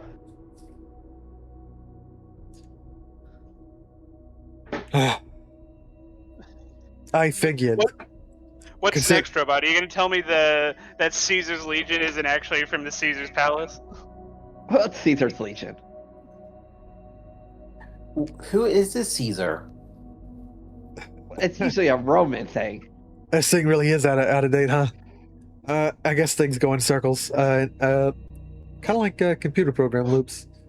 Roman? Like a man who rose? No, it's Alan's gonna like air draw like a boat. This is not helping your case. She is watching a Three Stooges thing play out in front of her, where you were an uninformed robot that's supposed to be a smart person, a kid who has no idea what pre-war life is like or pre-war context. And she's like she's just watching this Three Stooges bit play out, and she's like. I thought they were Penny called Wharf. rowers, but I guess Roman is another term for it. Pennyworth is now just Wikipedia dropping on you.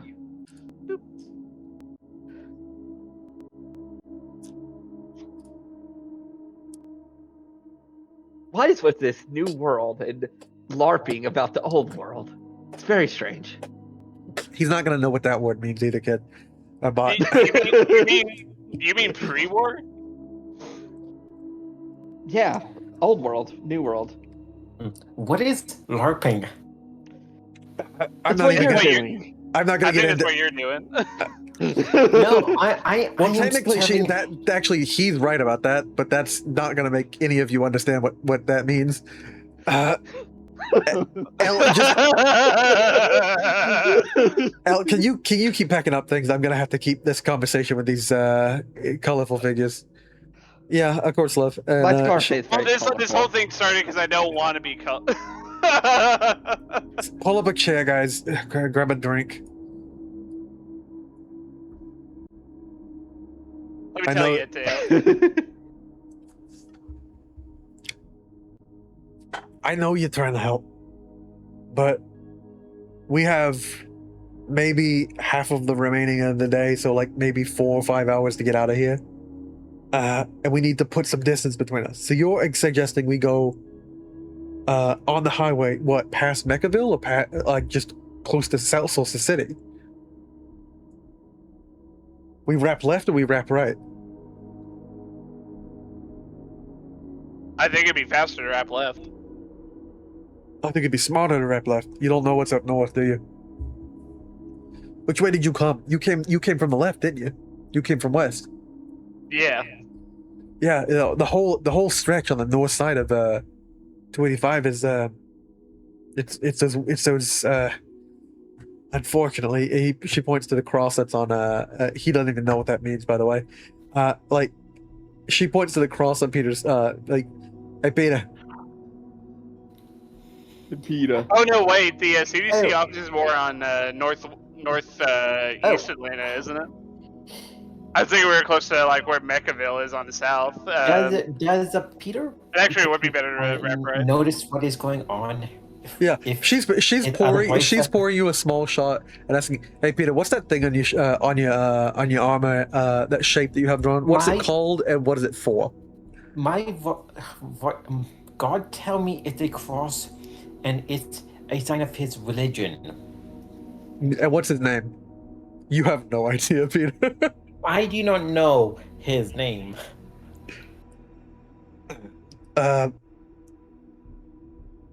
The That- name matters not, only my devotion to him.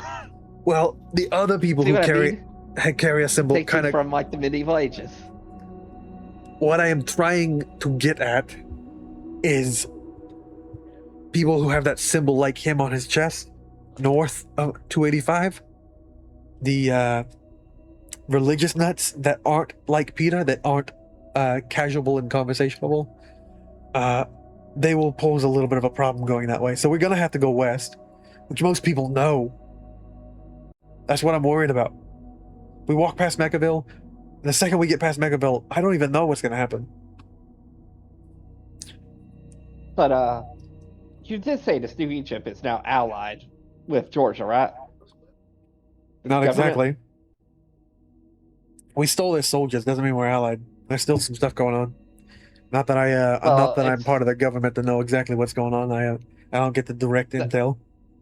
It's still that seems very unsafe to go into a city where they could easily get into. They're not even necessarily at war anymore. Usually they're recruited and then vertibird in and just dropped in as soldiers. So you're saying would it be possible then for one of their people just to walk into the city?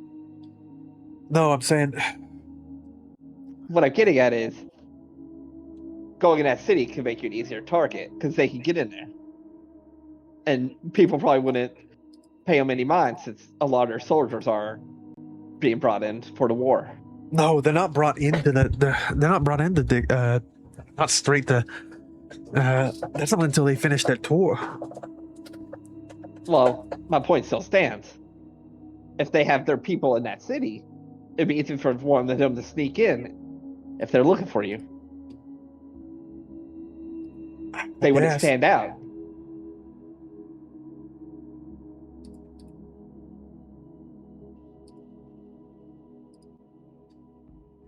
I guess what I'm saying is I don't want to deal with the disciples of the damned.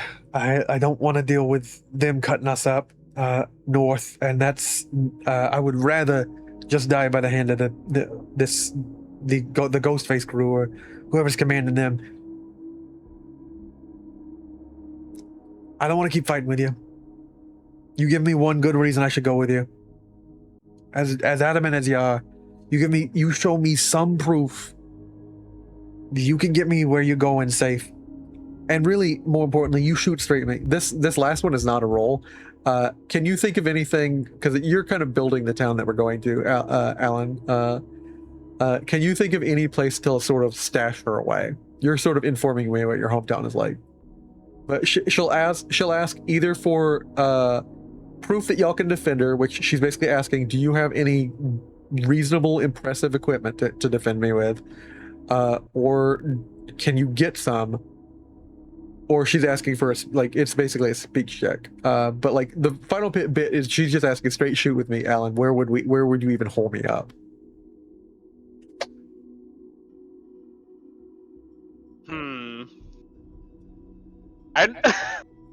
Defenses of my hometown hilltop settlement is just something I was necessarily thinking of. It's if you've ever played Fallout 76, you know where the settlers live.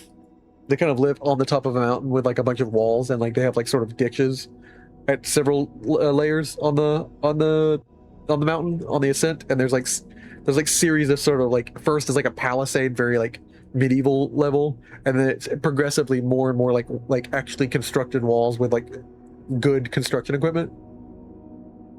Yeah, That sort of foundation is what the town is called in 76. That's sort of what your town looks like.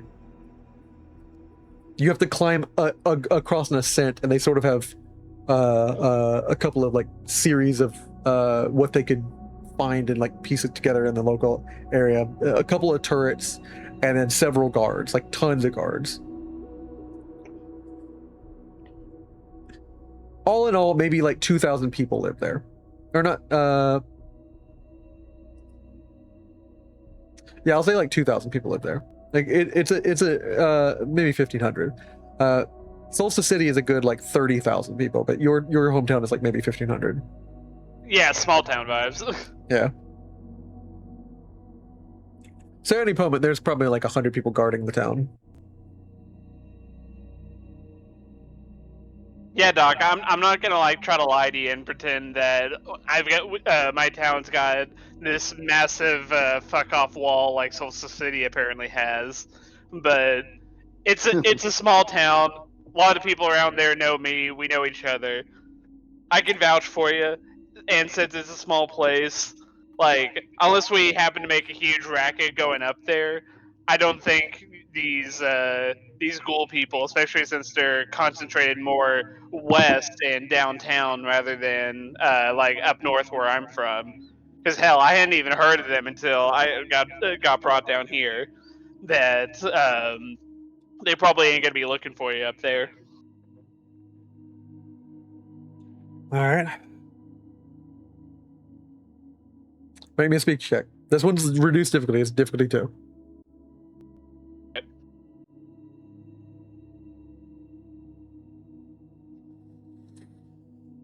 Nice.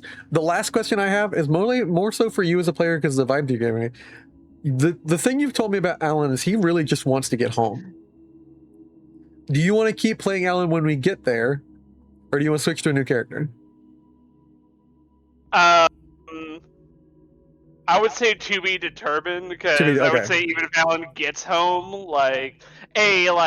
we might find some a hook to keep Alan going, but also B, I wouldn't say Alan's story as it stands right now is totally wrapped up, because even if Alan gets back home, he needs to make sure the doctor gets what she needs to make sure he doesn't turn into a ghoul himself at the end of the I think it's what, like 55-day window now. Yeah, it's like a 55-day window for you. It's like 20 days now for Elliot. All right. I'm not gonna keep fighting you, and the fact that you got guns and you got spirit. I really wish the other guy stayed, but all right.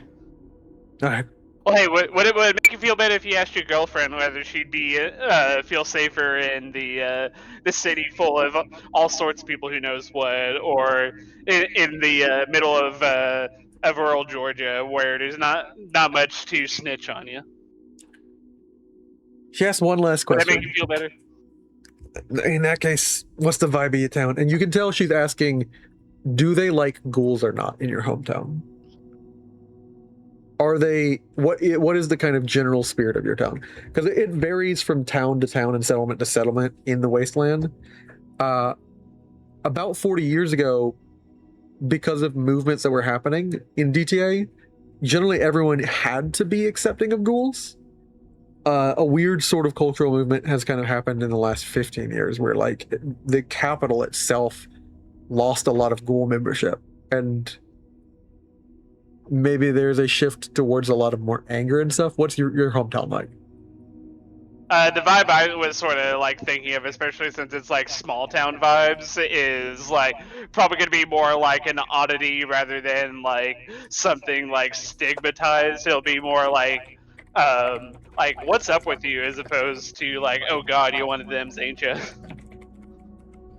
So they if they're racist, Like they don't see that many ghouls, so it's gonna be more like curiosity that and like oddity, as opposed to like, Yeah. I know what you people are and I don't like you.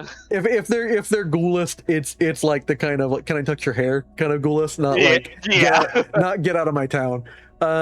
All right, that's better than nothing. Can I touch your green glowing spot on your head? What? Yeah, we need 2 hours to pack everything up. We'll try and lower them down through there's an industrial elevator on this floor. We'll get them down, and we'll start getting on the highway. I need time to pack up what's important and tell Pete to pack up whatever he wants. He's been a good employee for me. Me and Al will go, but I think everybody else is just gonna try and figure out another place to gather. It's a shame. So y'all are abandoning the CDC. Or necrosis, as you call Ghouls are used to it, kid. You live long enough, you see the seasons change, so. Yeah, we're abandoning it. You do what you gotta do to survive. it. Huh. You know, it's unfortunate that bomb, I disarmed it. Why's that? We could have blown it up on our way out and they might not went looking for you. She pauses for a second and she thinks.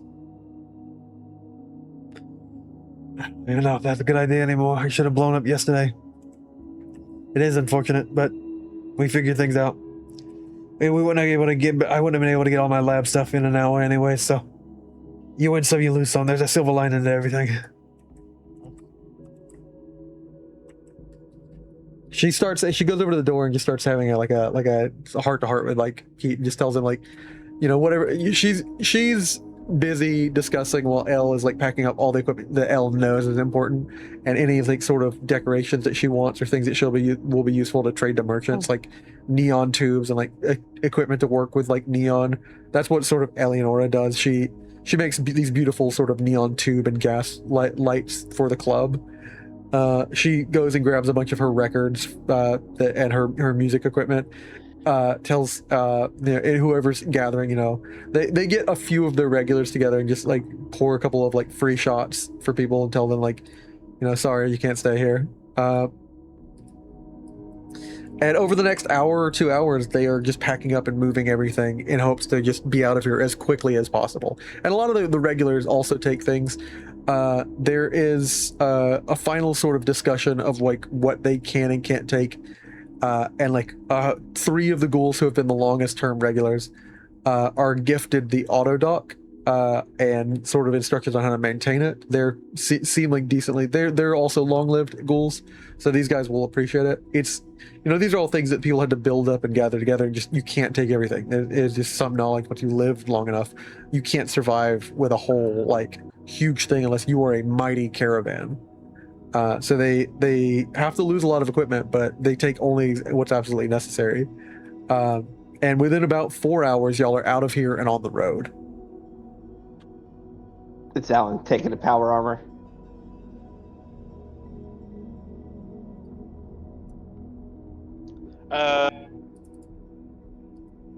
What's to say the fusion core within it? Because you might not even be able to get it up to the. I will tell you. It's been about all together. All of this has been maybe 2 scenes, I would say. You'll slept and stuff. So, I'm looking at the fusion core, and it had a current. It's already been burned down by like 4 for y'all getting there. It's burned down by 2 to 7. It has about 7 of its 13 charge. Okay, since Alan has nuclear physicist, it says fusion cores you use have 3 additional charges. Would cool. that go for him? So Yeah, totally. 10 out of So 16. Okay. yeah, it's got 10 out of 16. So actually, interestingly enough, how ways that he is not properly calibrating this machine and this the fusion core. Like there are essentially ways that you can overtax it, and like you have to stay within a certain amperage, certain frequency, certain amount for certain things. And someone who's not clever enough to know, sometimes you overtax it, demanding certain things without calibrating the fusion core. You get a little bit more charge on this thing, so you'll be able to make it up there. You probably won't have a lot of charge once you get it up there, but a fusion harness or a power armor harness is useful for a lot of things.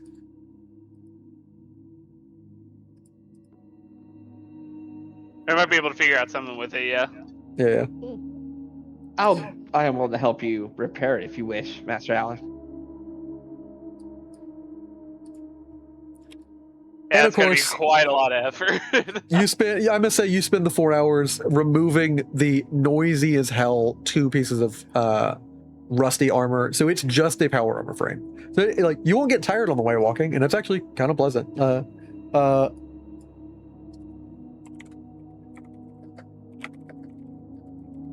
Oh, so I have no more armor.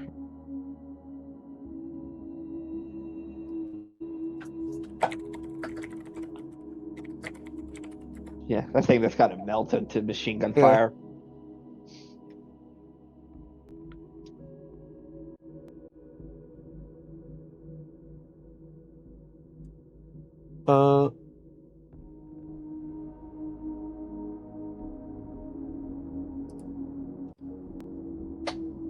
And I'm just gonna go ahead and rotate into another scene where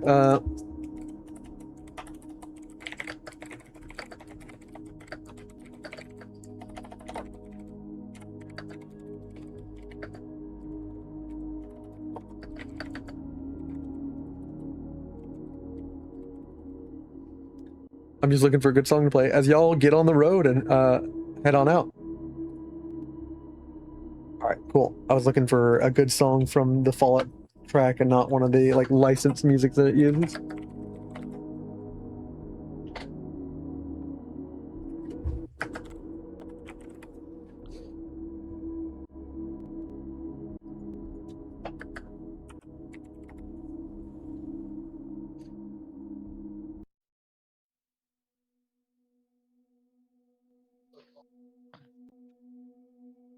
Hopefully, we remember to get Elliot. I mean, just leave her down there partying. Oh yeah, she knows what's going on. She sees all the other ghouls who are dancing with her, or just kind of like allowing her to dance, and she's just chilling and enjoying like music. And then once the music starts coming off, she's like, "Hey, what's going on?" She comes up and sees y'all preparing to leave. Like y'all's running off without me?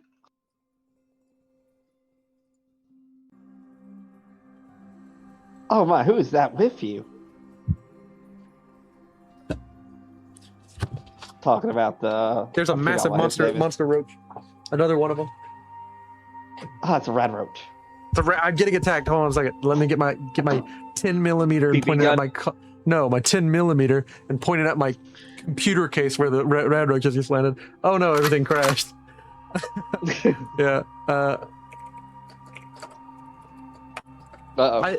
I think I know the song that is y'all's go-to when things are more chill in this campaign. There we go. I was gonna Let's, mention it is 11, so we might be at a good stopping spot. Yeah, Very yeah. good point to end the session so we can just resume. Yeah. Honestly, if y'all want to roll real quick and see how far y'all get with your first travel, or if you guys want to stop in Mechaville, We'd be going south on Mechaville, so Yeah, it so- would be setting us back. So let me see. But we might need to get supplies. Let me show you. Y'all have enough food and water? If depending on how many days food north, it wouldn't hurt to pick up on more food and water on the way there. I'd say we could go. Let's go to the city these last 30 minutes to get our supplies. Yeah, because So you're we can essentially head on out. what me being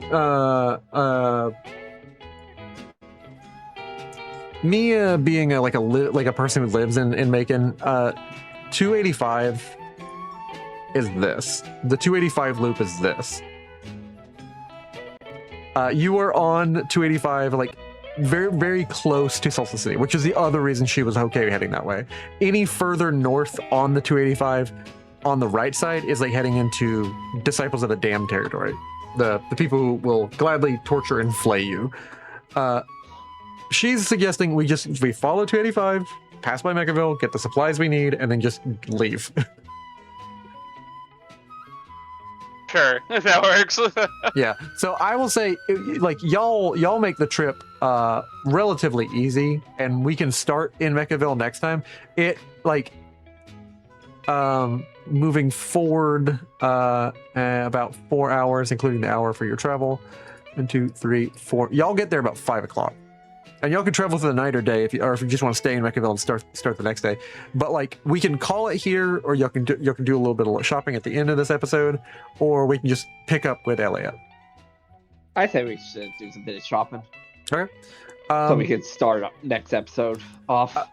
There's pretty much anything from rarity 3 down, guaranteed. If you guys want to risk it, I will basically say you get a 1 free reroll, but let me see how it works. The rarity is determined by your merchant, so it's merchants shopping, obtaining equipment. Okay, so when you go to do availability, you roll a number of dice, the d6s, equal to your luck. Who wants to sort of lead them? Because you're also going to be the person leading the shopping experience. Yeah, 4 luck. Anybody else got more reliable luck? Alan, I'm looking I've at only here. got 4 luck Nope. too. For luck. For luck. Elliot also has 4 for luck. Cool. So it doesn't really matter. Whoever's got a good barter. You I have don't 0 have a in good barter. barter either. Elliot has 0 in barter. Peter, none of you guys are people who live in societies.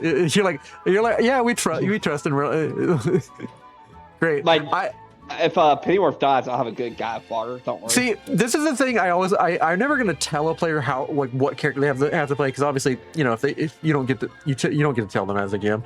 But like what I do say is, like, if all of you build combat characters, like, fine, cool, you're good at combat, that locks you into a sort of specific play, like campaign, but also it means none of you are good when I just tell you this is a barter encounter. Like, you were stuck in a barter encounter, all of you kind of suck at it. It also opens up things if you guys like all decide to be a mixed group. But like when you all go combat guy, you are the combat guy. So Well, to be clear, I'm not sure any of us are necessarily per se hard combat characters anymore. Except, I Rex take that was. back. Rex was, but you're not not playing Rex Rex anymore. anymore. Pennyworth wasn't. Yeah. And Pennyworth is I'm straight taking it back support. slightly though, because Peter might be like pretty combat oriented. Yeah. Yeah, Peter's more Elliot is too. Elliot is too. Combat focus, just more survival for character Which like there are other cool things I can show you in this campaign, but when no one is repair focused or barter focused and like interested in building a cool car, like I'm like y'all are hoofing it. Like I don't know what to tell you. Well, Alan I'm and the repair Pennyworth guy. are and Pennyworth are repair guys. Okay, cool. So y'all head back by to Mechaville. Who wants to be the sacrificial lamb to decide the barter check? I can do it, I guess. Okay. Roll a number of d6 equal to your luck. The number of effects you roll is the maximum rarity available that you find today in the indoor bazaar. So since I have 4 luck, that'd be 40. Yeah. Yeah. Do you not have the D6 roller on your hotbar? 46. Do you want me to do it since I have the D6 roll? No, and actually have it it's a macro. It's available in the macro tab. Yeah, I have it. Yeah, you all have it. Macro. Oh, there we go. Yeah, just drag it to your macro bar. 4. Do you have any luck to reroll that? Do you? Can I use concentrated fire to reroll? Since it is named. No. Yes. Do you have luck? I do have 1 luck. Yeah, spend one luck. You get to reroll the blanks. Otherwise, the only shit you're finding is okay. Cool. You find up to rarity 2 items. Can you roll me a charisma barter check? Can I roll you a charisma speech check? No, it is a barter check. Welcome to a barter town. This is a barter check. I am being difficult.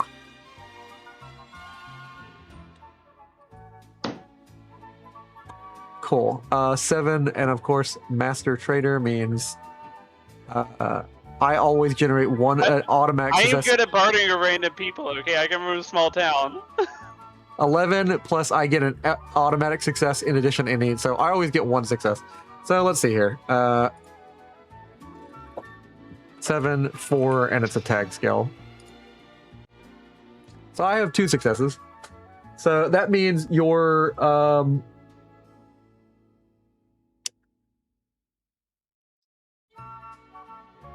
if you're buying anything, the price, because I'm spending 2 AP as a GM to be mean, is 20% not in your favor. Wow. It's 120% of its cost. Do you really just said go fuck yourself in so many words? Yeah, well, the GM is saying you built characters that aren't built for trading. Well, if you go to a shop, welcome to it. Yeah, Like, we are terrible at social combat. yeah. Well, like societal nice expectations. You want to be, you want to be a person who functions in Charisma is society. built to change minds, not prices. Okay. Yeah. Welcome to that I should've- terrifying landscape, where a place where you can't just pull a gun and get what you want. That's the real horror of post-apocalypse. I'm the inverse Don Draper. Like outside of that, like that robot sale, I can't make a sale to save my life. So what are you looking for? Food, beverages, or chems? Yes. Or anything else? Like what are y'all looking for? I was looking for, I think they're in a system, a repair tool and a med kit. Okay, cool. Repair tool and a med kit. You probably want someone to upgrade your armor to that full super duper good armor that you have, right? Peter? Peter. Oh yes. I was just figuring out the cost with the inflated price. So you're looking for robot repair kits? I mean that too, but also med kit, since I'm also the healer of the party, and a repair tool. So repair kits are going to be 58 caps each, and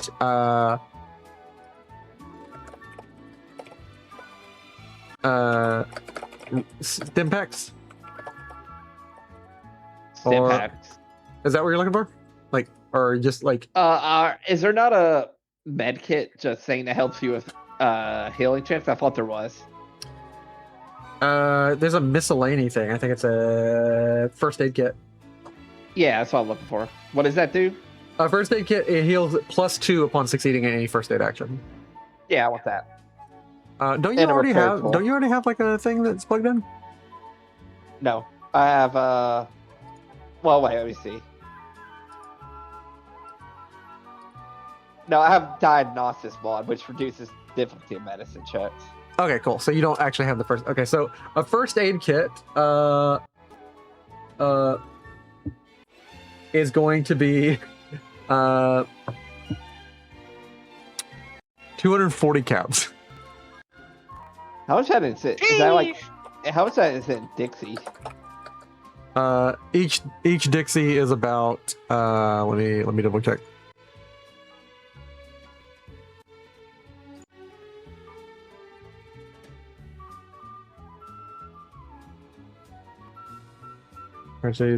Each Dixie is worth 20 caps. I can technically afford it. Yeah. How much is a repair tool? A repair tool is the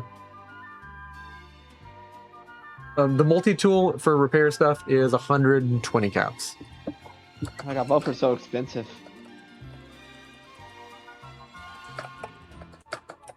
I'll get the med kit for 140. The Peter med have kit a is 240. Oh, I don't have money for that. I'm sorry, I misheard. Yeah, it's a 240 caps. Peter have a multi-tool. I'll save. Yeah. You have a multi-tool? Yes. Through take skill creation. Are you going to use it, or would you give it to me? I would have it. I mean, if I need to use it, but if you can use it if you need to use it. Okay. Do any of you have a Pimp Boy for light, so you're good on that. How much is just a flashlight? Just a flashlight. Well, you're Pennyworth. You have floodlights. I don't, because I can only have 3 modules installed. Flashlight is 120 caps. Oh my god, I'm good. Now here's the other thing. Y'all want food? Or other thing? Anything else to survive? Yes, food.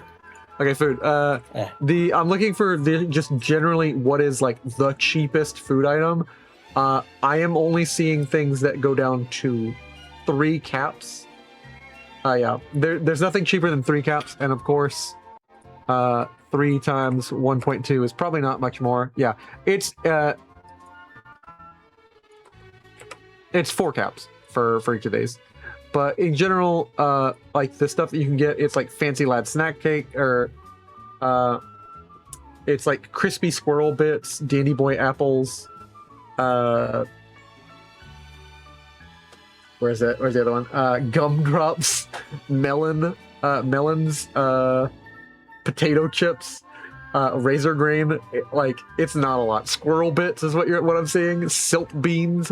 It is not the hefty, hearty, like full meat stuff. Tar berries. Well, the weird thing with like the food system in this game is I think they all like would still only bring you up by 1 increment each. So I'm not sure it particularly matters outside of flavor. Oh, I think some would give like some minor effects alongside the food and. I'm not actually sure you're right on that. Like, I'll look it up, but I'm pretty sure the food items, some of the different food items, reduce your hunger by more.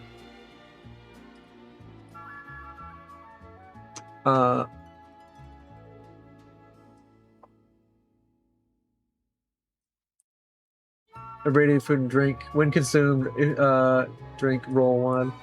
Food typically restores some measure of character's hit points every millisecond. Food cannot be consumed during combat. Yeah, eating too much in one sitting. You can only consume a single food item per scene.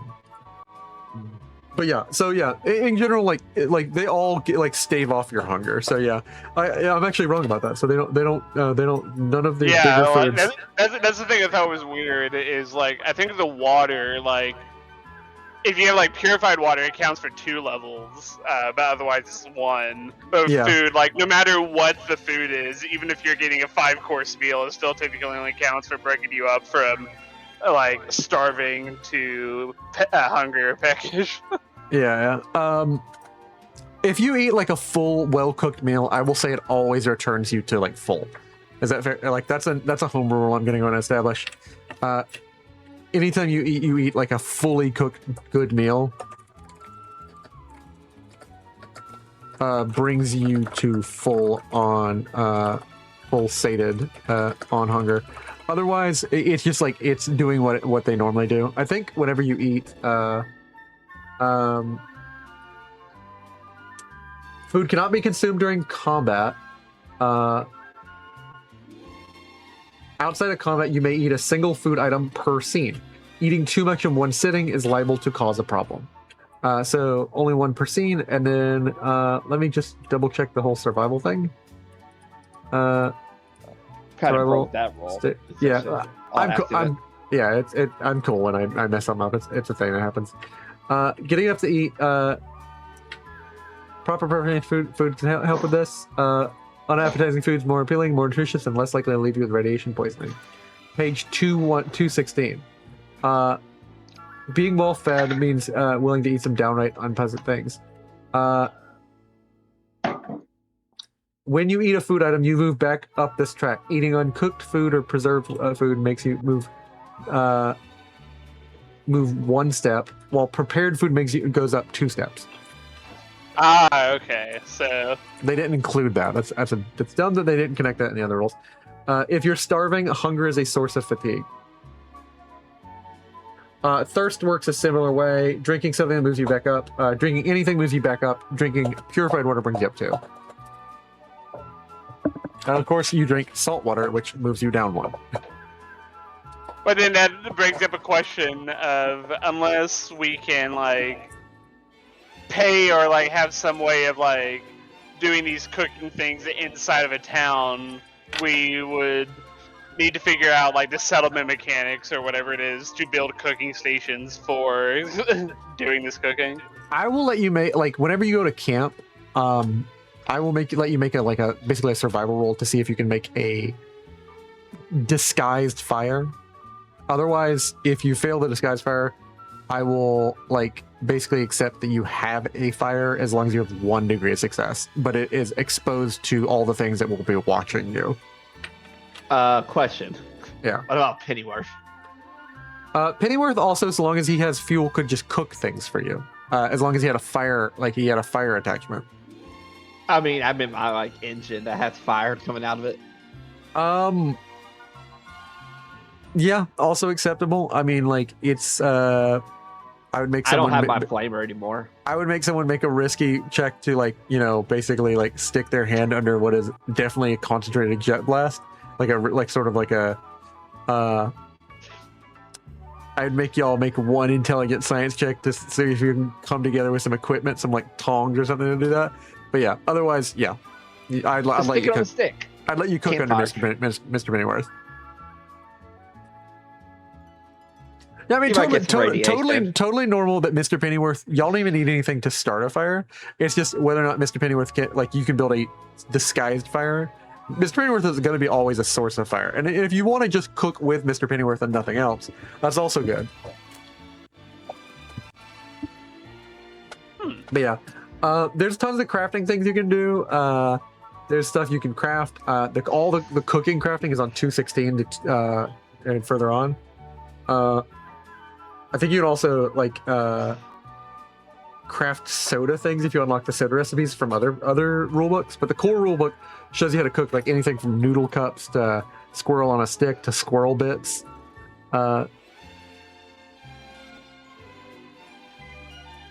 Yeah. What do you want to buy in terms of food, guys? That was, I think, the original question we were asking. Oh yeah, I would buy some tarberries, gram. Okay. That's going to be, and then I would just remove the caps with the inflation to install the buttress armor modification. All right, so the caps that it'll cost is always 12 plus what the original armor costs, and then the cost to install it. I'm not going to overcharge you. It's 50 caps, basically what they're going to charge you to install it, and I'll only ask that one time. But it's going to be your armor plus 12 for each site. So it would be. So it's just a modification known as 6. If it would be 5 of the same, so that would be 60 plus the 50. That would be 100 and would be 50 to 110. So I'm looking it up right now because all right, armor pieces. Let's see here.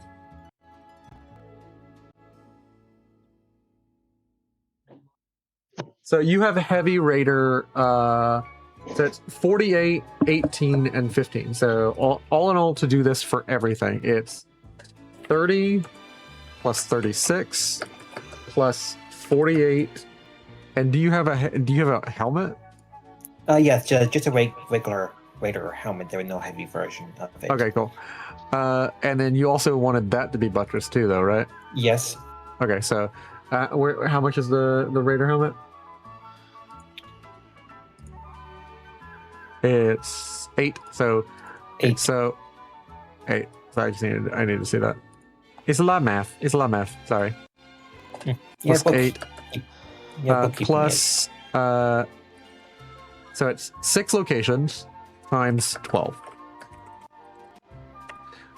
That's 194 caps for all of it. Okay. And then plus the 50. So you want to also take 50 off for the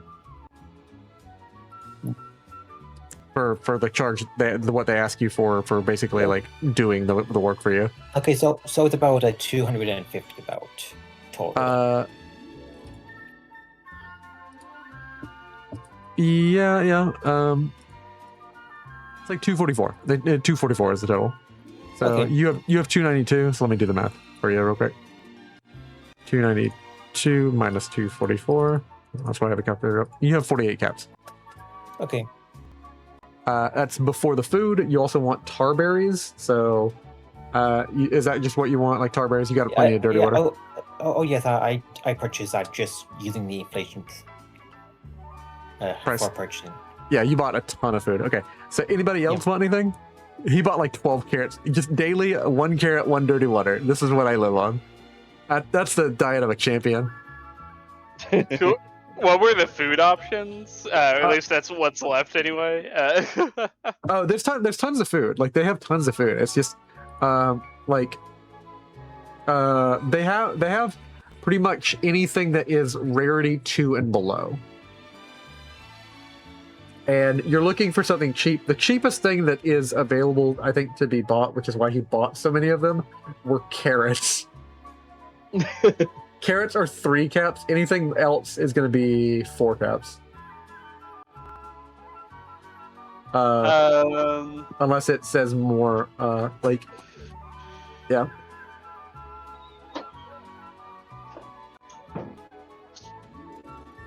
Yeah, you could do mole rat meat and you could cook it. You get a bunch of mole rat meat. That would be 4 caps each. I would charge you 4 caps.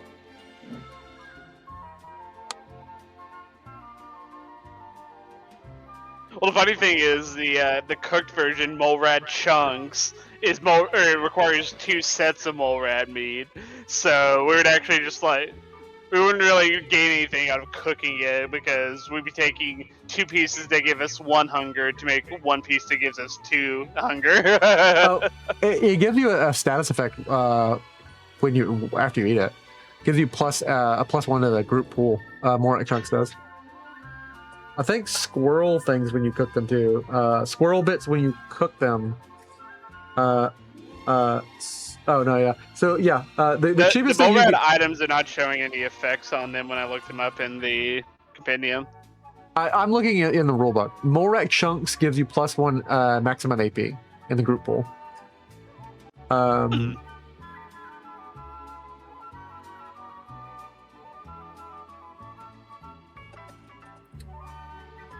As for anything else that would be super cheap to get a ton of, there's just a ton of corn. And yeah. Anything else that would give you like special effects, like I don't know, it's like blood bug steak. You could basically pay like 5 caps per each piece of blood bug and make some blood bug steaks, and that would give you max 3 HP. Like plus 3 to max HP. I'll go for the Morad chunks. The plus AP could be useful. All right, how many do you want to buy? It's 4 each. Do you have a certain amount in stock, or is it just however many I'm willing to buy? Probably they have enough to give you like maybe like all of you like 30 more rat meats. Trying to think how long we have to travel. How much money does Elliot have? 104 caps. I'm gonna reduce your caps just for your own sake, Elliot. I'm gonna give you at least 4 more rack chunks, so that's gonna be 16. So this is to protect you, Elliot. 88, and you get 4 more rat chunks. More rat meats. There we go. I think she's got plenty of liquids. I don't know. Yeah, Yeah, Elliot has tons of food and drink. She's been hiding this from you guys. Well, I mean, I do remember that. She got that all from the pantry in the Yeah, vault. she just raided the pantry from the vault. Yeah, I forgot about that. She's fine. I love the idea of a waysider who's like, "Oh, no, what are you doing? I'm building something. What are you building? I hear crunching." It's like, don't you mind? Leave me alone. She's building mass. Building mass, yeah. Eddie is building mass for the long journey of the food desert. Actually, the quote is, "I'm cultivating mass." So it's you have 30 pieces of Molrak chunks that you could buy. That would be 120 caps if you want to buy all 30 of them. Just a big, huge hulking meat locker or meat. I mean, I was just thinking to buy like 10 of them, and then I could turn into 5 Molrad chunks, which would cover me for theoretically 10 days. So yeah, go ahead and take that. And Pennyworth will fly over them. Cook It'll them be for 40 you. caps, and I'll let you go ahead and cook them now. So you'll have pre-cooked Molrak chunks. So let's see, Molrad chunks. Okay. Alright, and I do need to get some water from them. What's the pricing difference between dirty and purified water? Here, let me look it up. Beverages, water. Would it make more? I'm essentially wondering if it would make more sense to me just buy purified water outright or try to boil it. Does it actually Pennyworth have a way of purified water? Did we already establish that once before? Pennyworth makes 1 can of purified water a day. I need to write that down. I have one on me then, I guess, right now. Or do I have more? How much do I have? We will say I have. Since You I've have been 3. You have 3 of them since you've been. It's been about 3 days since you've been gone. gone. Okay, I'll put that in my inventory. Let's see here. Dirty water is. I sure do love doing the math. Of me fucking you over. Dirty water is 6 caps, and then of course, clean water is 24 caps. Okay, so it's cheaper to buy dirty water and then purify it. Yeah. 3 purified water on me.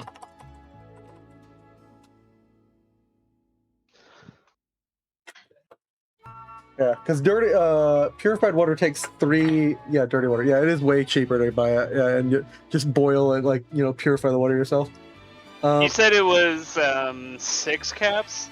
Yeah, 6 times 2, 18. So you're saving 6 caps just by doing the labor yourself. Yeah, I'll buy 10 dirty water. So I'll subtract another 60 caps. You want to from my probably do a inventory. multiple of 3, bud. Oh yeah. Okay, I'll do 12, so that'll bring me up to 15. And I'll subtract the caps. 12 I- times 6. I Cloud. 72? One food item I noticed in the compendium is food paste. It have rarity 2 and no cost to that. Is that something that can be purchased in town, or they're not something? Food paste is probably something you can only get in Solstice City. Okay. That sounds like the stuff from RimWorld. The Yeah, nutrient paste dispensers. it is nutritious. It doesn't taste good. Yeah, exactly. But the same thing. Concept of stuff from RimWorld.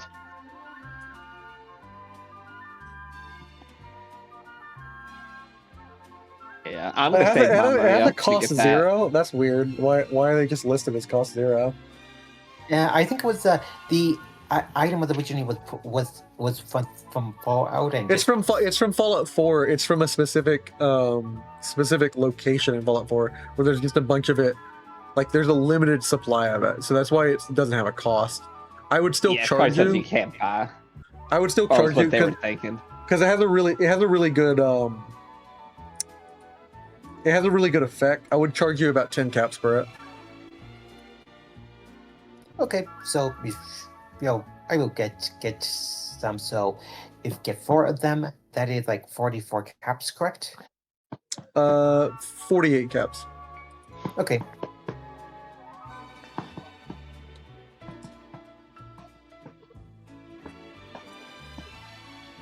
All right. In that case, and with everything else y'all are getting, there's no other major like pieces of gear that y'all want, right? Or like your books. There I is can't a think of comic book anything shop. immediately, but There Oh is a yeah, are you comic gonna be book reading shop. those? Are you gonna be reading those magazines I gave you, Alan?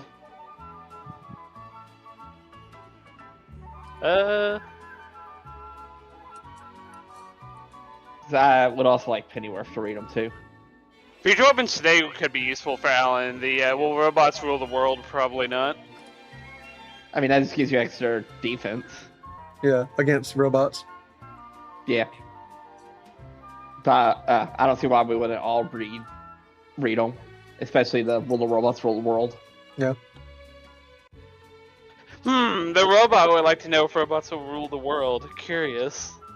Yeah. I agree with this. It takes you an hour to read a magazine,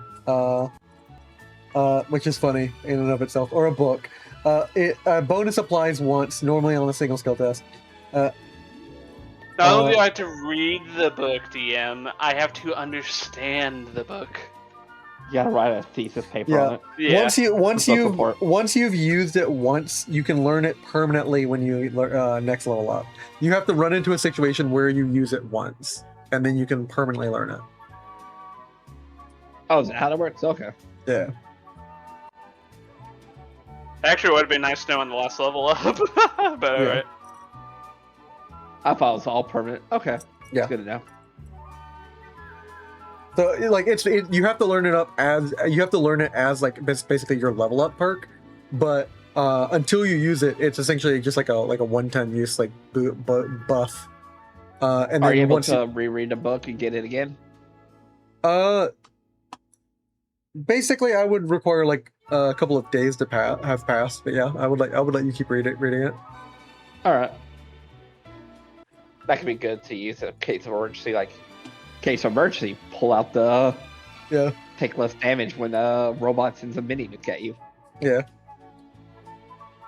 I mean, like it's definitely a good buff. Like some of them are really good, but it just depends on the book that you find.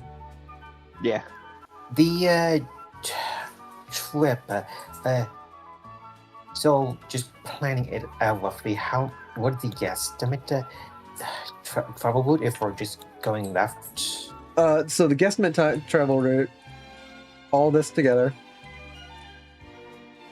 Boop boop boop, boop boop boop boop, and there. It's 36 miles or 14 hours of travel, which would mean 2 days of traveling. Okay, that's not too too bad. Yeah.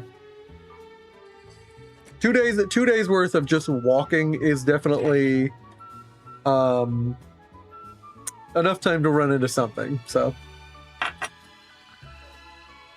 but that's if you guys fail your checks, which we'll see next episode. What checks are those again? Is that It's mostly from the Winter of Adam book, which tells you what those are. No, I mean, those what's are- the checks to travel? I forgot. Yeah. That's what I'm saying. The traveling rules are let's see here. The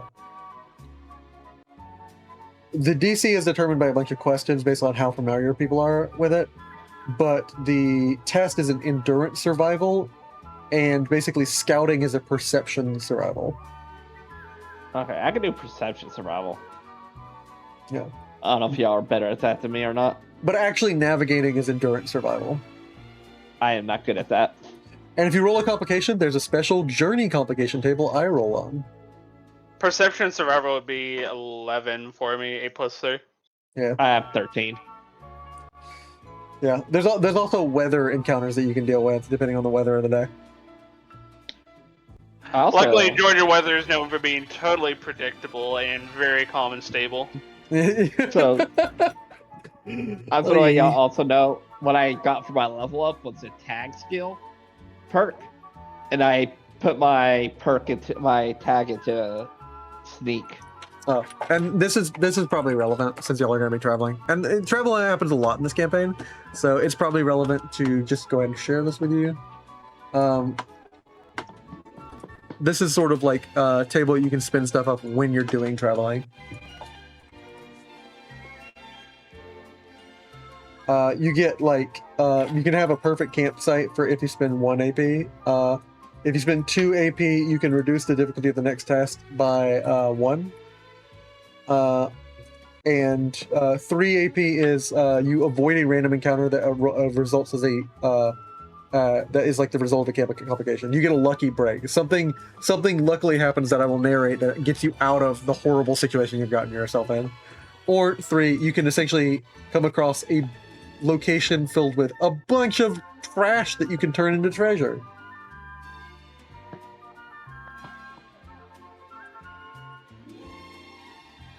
But I basically roll on a wasteland scavenging table, travel scavenging table, or I decide what the location's like and just let you guys scavenge there.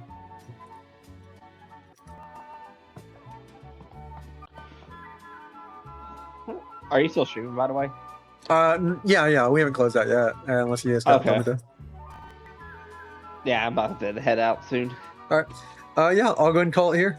Thanks everybody for watching, and we'll see you next time on Fallout Georgia.